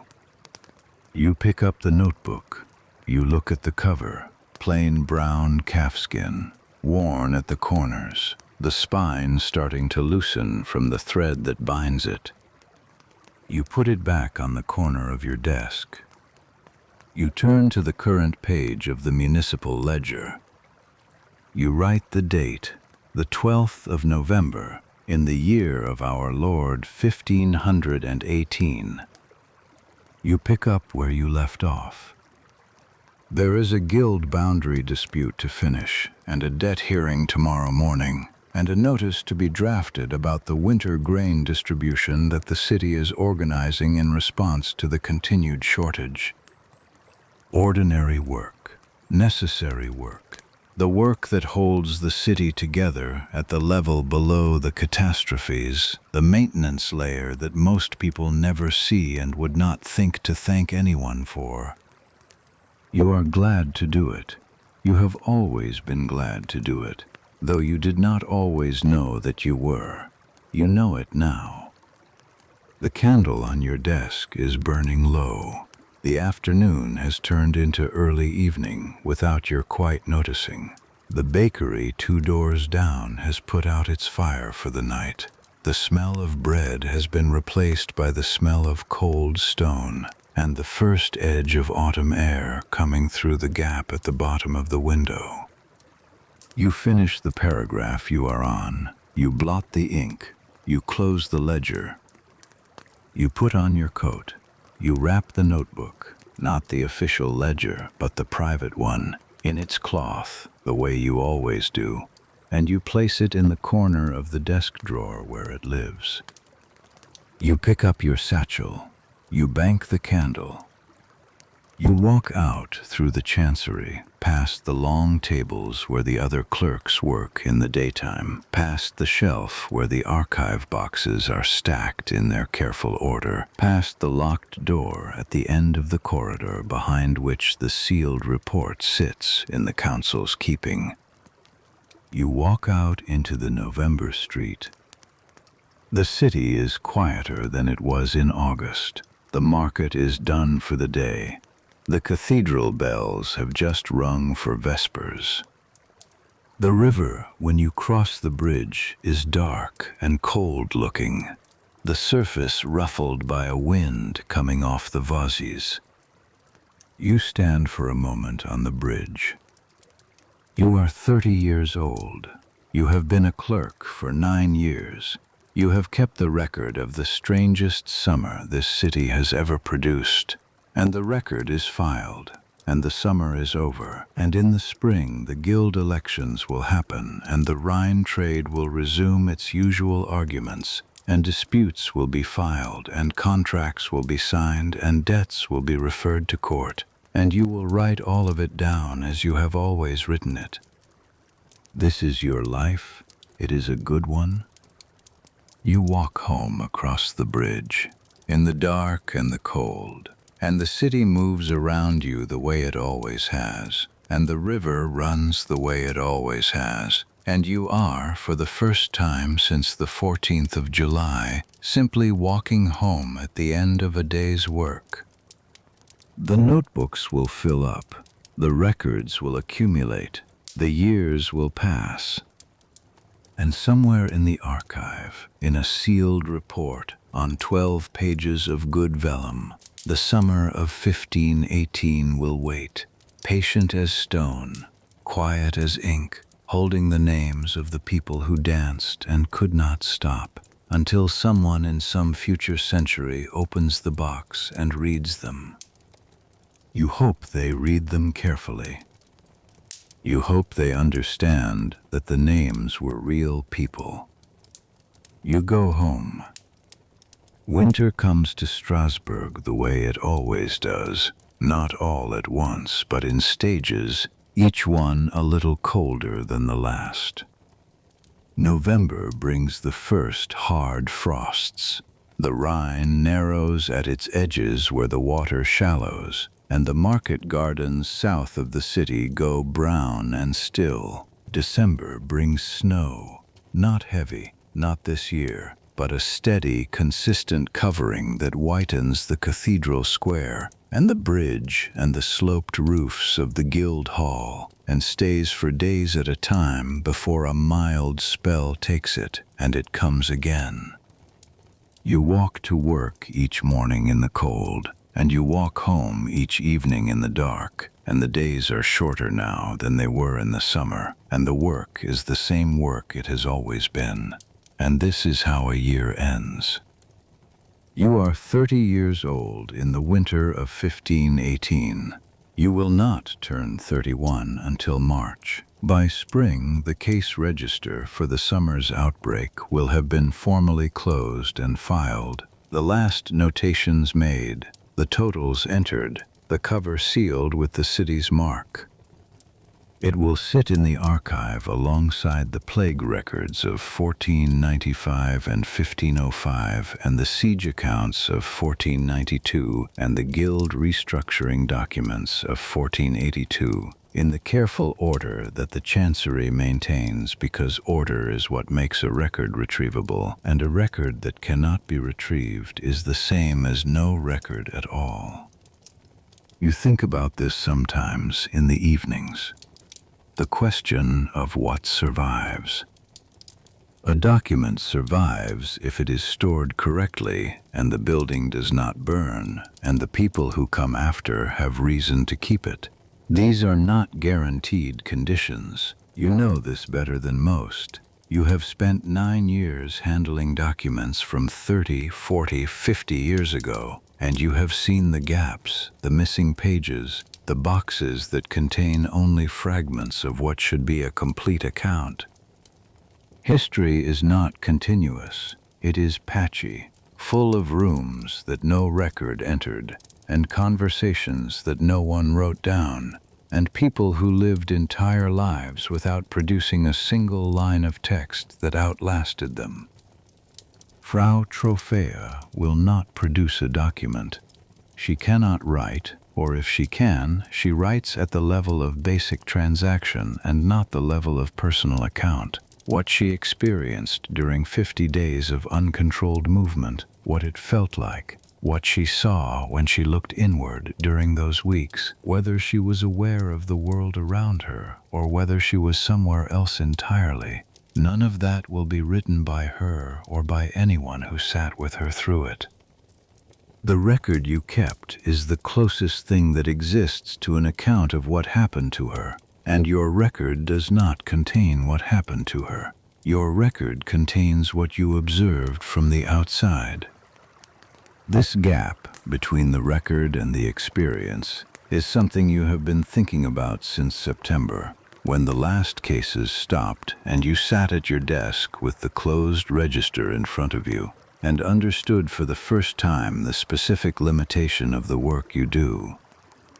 You can record the shape. You cannot record the inside.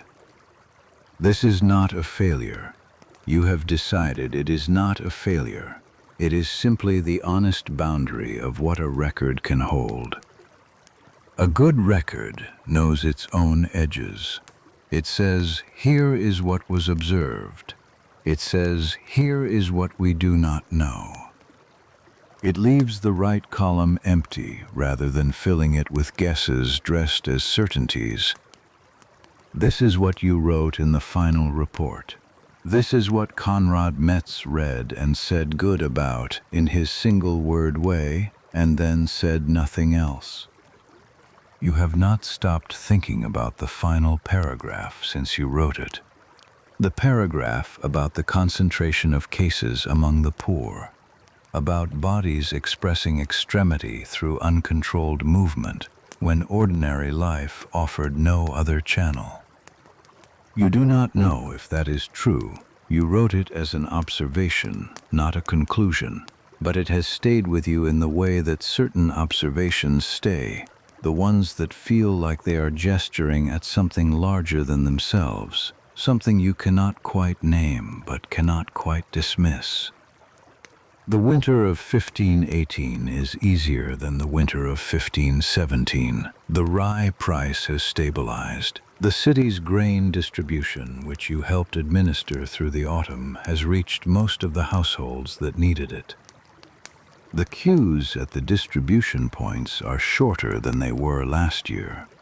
The children you see in the market square in December have the look of children who are eating adequately, which is a different look from the look they had in November of last year. You notice this. You notice it in a way you might not have before the summer. Before the summer, you would have recorded the grain price and the distribution numbers and not looked up from the ledger long enough to see the children's faces. You look up now. January comes. The work continues. Guild disputes, debt hearings, property transfers, the routine maintenance of a city's legal and administrative life. You are good at this work. You have always been good at it. But you find yourself spending your lunch hour differently than you used to, walking the wards sometimes, especially the poorer ones near the river, in a way that has no official purpose, with no ledger open, no notebook in hand. Just looking, just being present in the parts of the city that the Chancery does not often enter. You do not know what you are doing exactly. You know that it feels necessary. The year turns. 1519 arrives, as years do, without ceremony. In February, Martin Luther's ideas begin to arrive more forcefully in Strasbourg. Pamphlets, sermons, the arguments from Wittenberg filtered through the local scholars and humanists who have been quietly sympathetic for over a year. The cathedral chapter is alarmed. The guild councils are divided. The city that spent the summer managing an outbreak of uncontrolled dancing is now beginning to manage the early stages of a theological transformation that will take decades to resolve and will reshape this city, this whole region, this whole continent, in ways that no one can yet see. You will be in the middle of this too. You are a clerk in the chancery of a free imperial city in a moment when being a free imperial city has very specific and contested meaning. The documents of the next decade will be different from the documents of the last one. Bigger, more consequential, full of the language of reform and resistance and compromise. But that is later. That is the future, which has not happened yet. Right now it is a February evening in 1519, and you are sitting at your desk, and the candle is burning, and you are finishing the last entry of the day. You close the ledger. You reach across the desk, and you pick up the private notebook, the brown calfskin one, worn at the corners, the spine loosening. You open it to the last page with writing on it. The last entry is from November, the note from Werner the cobbler, summarized in a few lines. His wife's cousin recovered. Back at work, thanks conveyed to unnamed officials. Below that, the page is blank. You look at the blank page for a moment.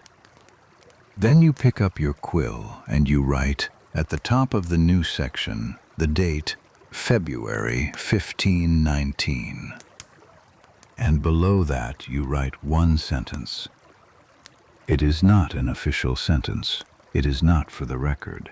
It is the sentence you have been carrying around since October, since the day you closed the case register and drew the line below the last entry and understood that the record was as complete as it was going to get. You write, I do not know what they felt. I know what I saw. I wrote it down. I hope it was enough. You look at this sentence for a long time. Then you close the notebook. You bank the candle. You pull on your coat. Outside, the February night is cold and clear, and the stars above the cathedral spire are very bright, the way they are when the air is cold and dry, and the city's smoke has been blown east by the wind off the Vosges. The cobblestones are frosty. Your breath makes shapes in the dark. You cross the square. You walk the familiar route, past the Guildhall, past the corner where you first heard the sound of feet in the alley off St. Nicholas, past the bridge with its uneven stones that your feet know better than your eyes. The river is dark tonight, quiet. The January thaw has come and gone, and the water is back to its winter level, deep and cold and steady, moving always in the same direction, which is toward the sea, which neither you nor anyone you know has ever seen. You stop in the middle of the bridge. You stand there in the February cold, looking at the water below, listening to the sound of a city at rest. Somewhere in the archive, behind a locked door at the end of a corridor, 12 pages of vellum hold the names of the summer of 1518, the people who danced and could not stop, the people who recovered, the people who did not.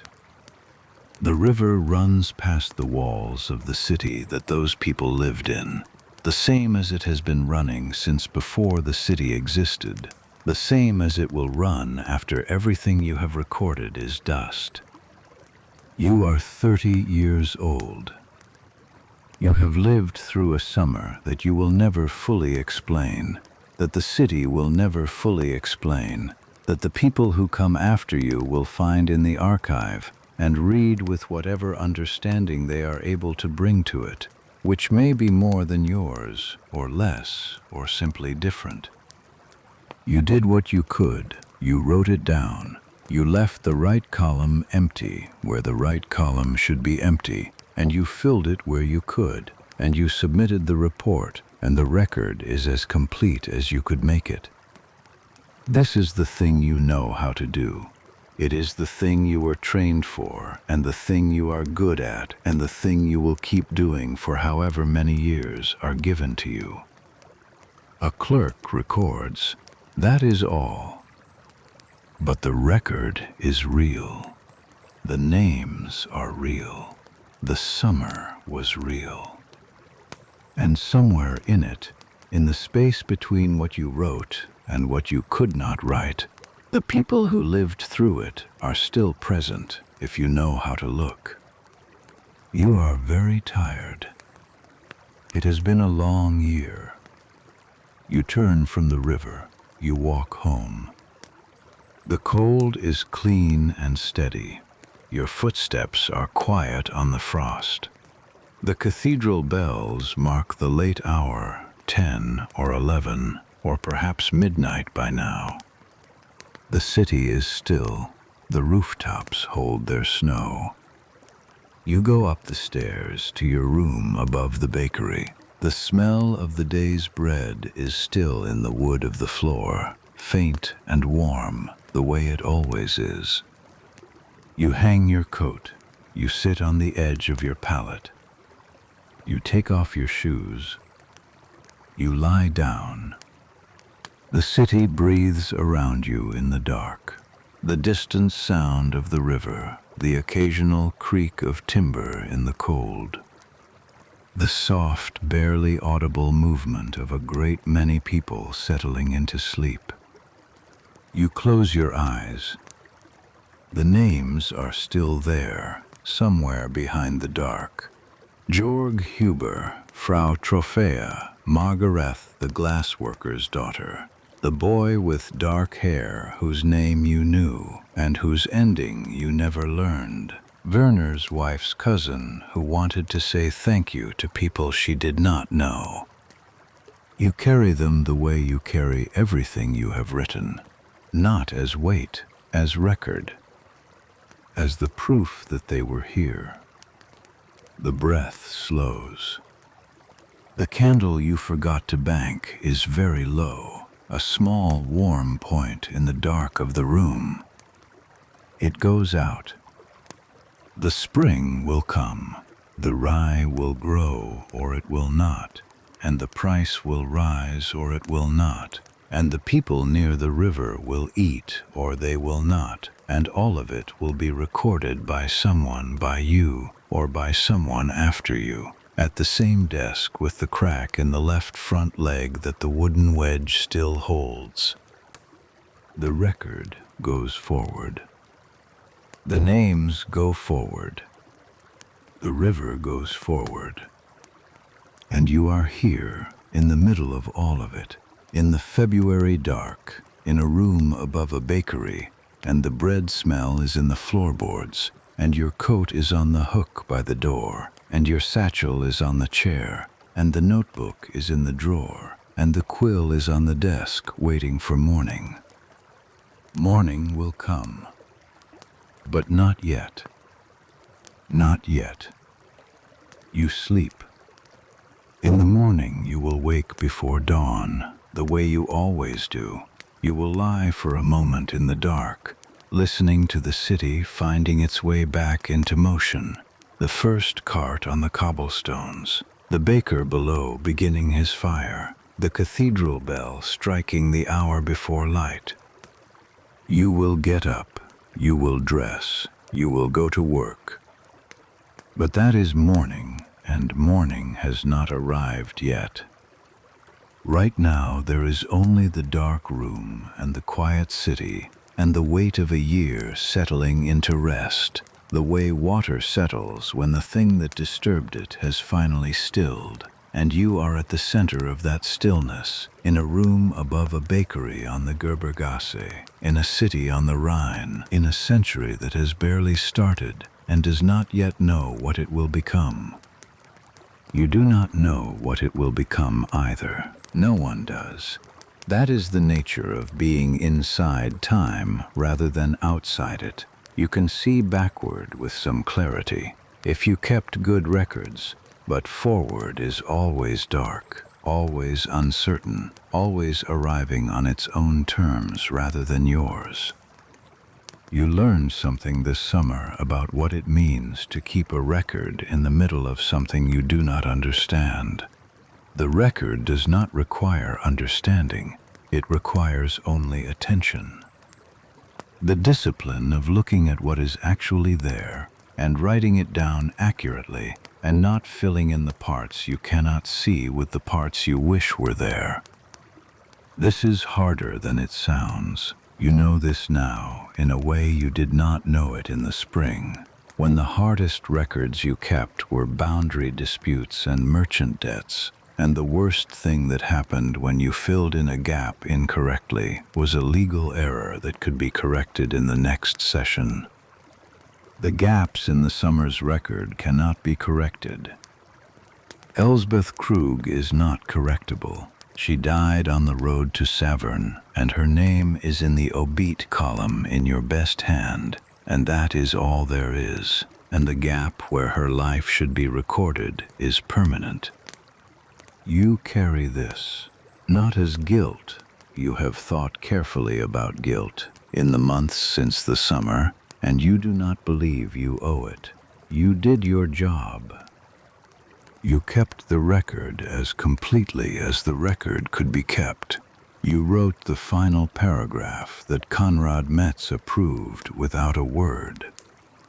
But you carry the knowledge that the record is incomplete, the way a responsible person carries the knowledge of any limitation, not to punish yourself with it, but to stay honest, to remember that the document is not the thing.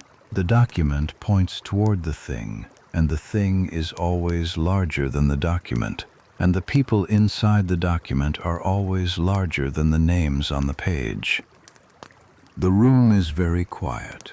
The frost outside the window has gone past the point where you can hear it. It is simply there now, a fact of the February night, the cold doing its work on the stone and timber and water of the city in its steady, impersonal way. You are almost asleep. The names come less urgently now. They are still there. They will always be there. You have written too many of them in too careful a hand for them to go away. But they have settled into the register of memory where things that matter are stored. The deep layer below the daily work, below the next petition, and the next decree, and the next boundary dispute. They are in the archive, and they are here. You breathe. The city breathes.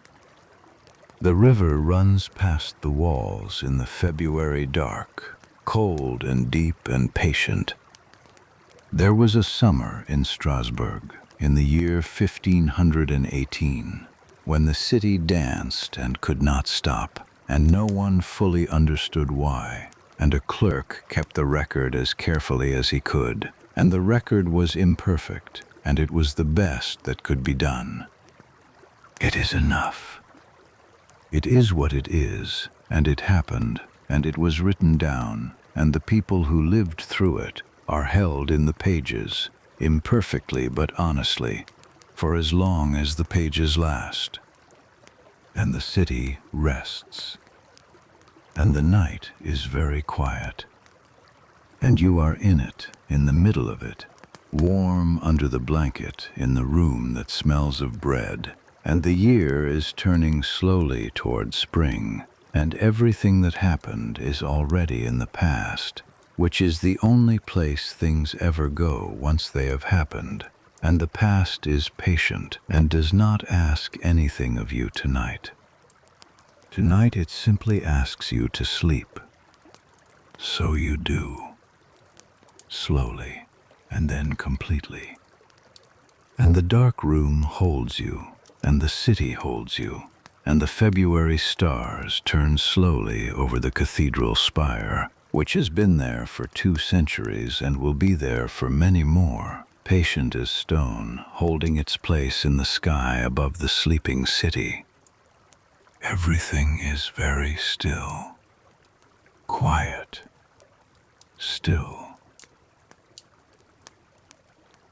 If you enjoyed this story, a like or a subscribe helps this channel more than you might think. It keeps Quiet History at Bedtime going for the nights ahead. Good night.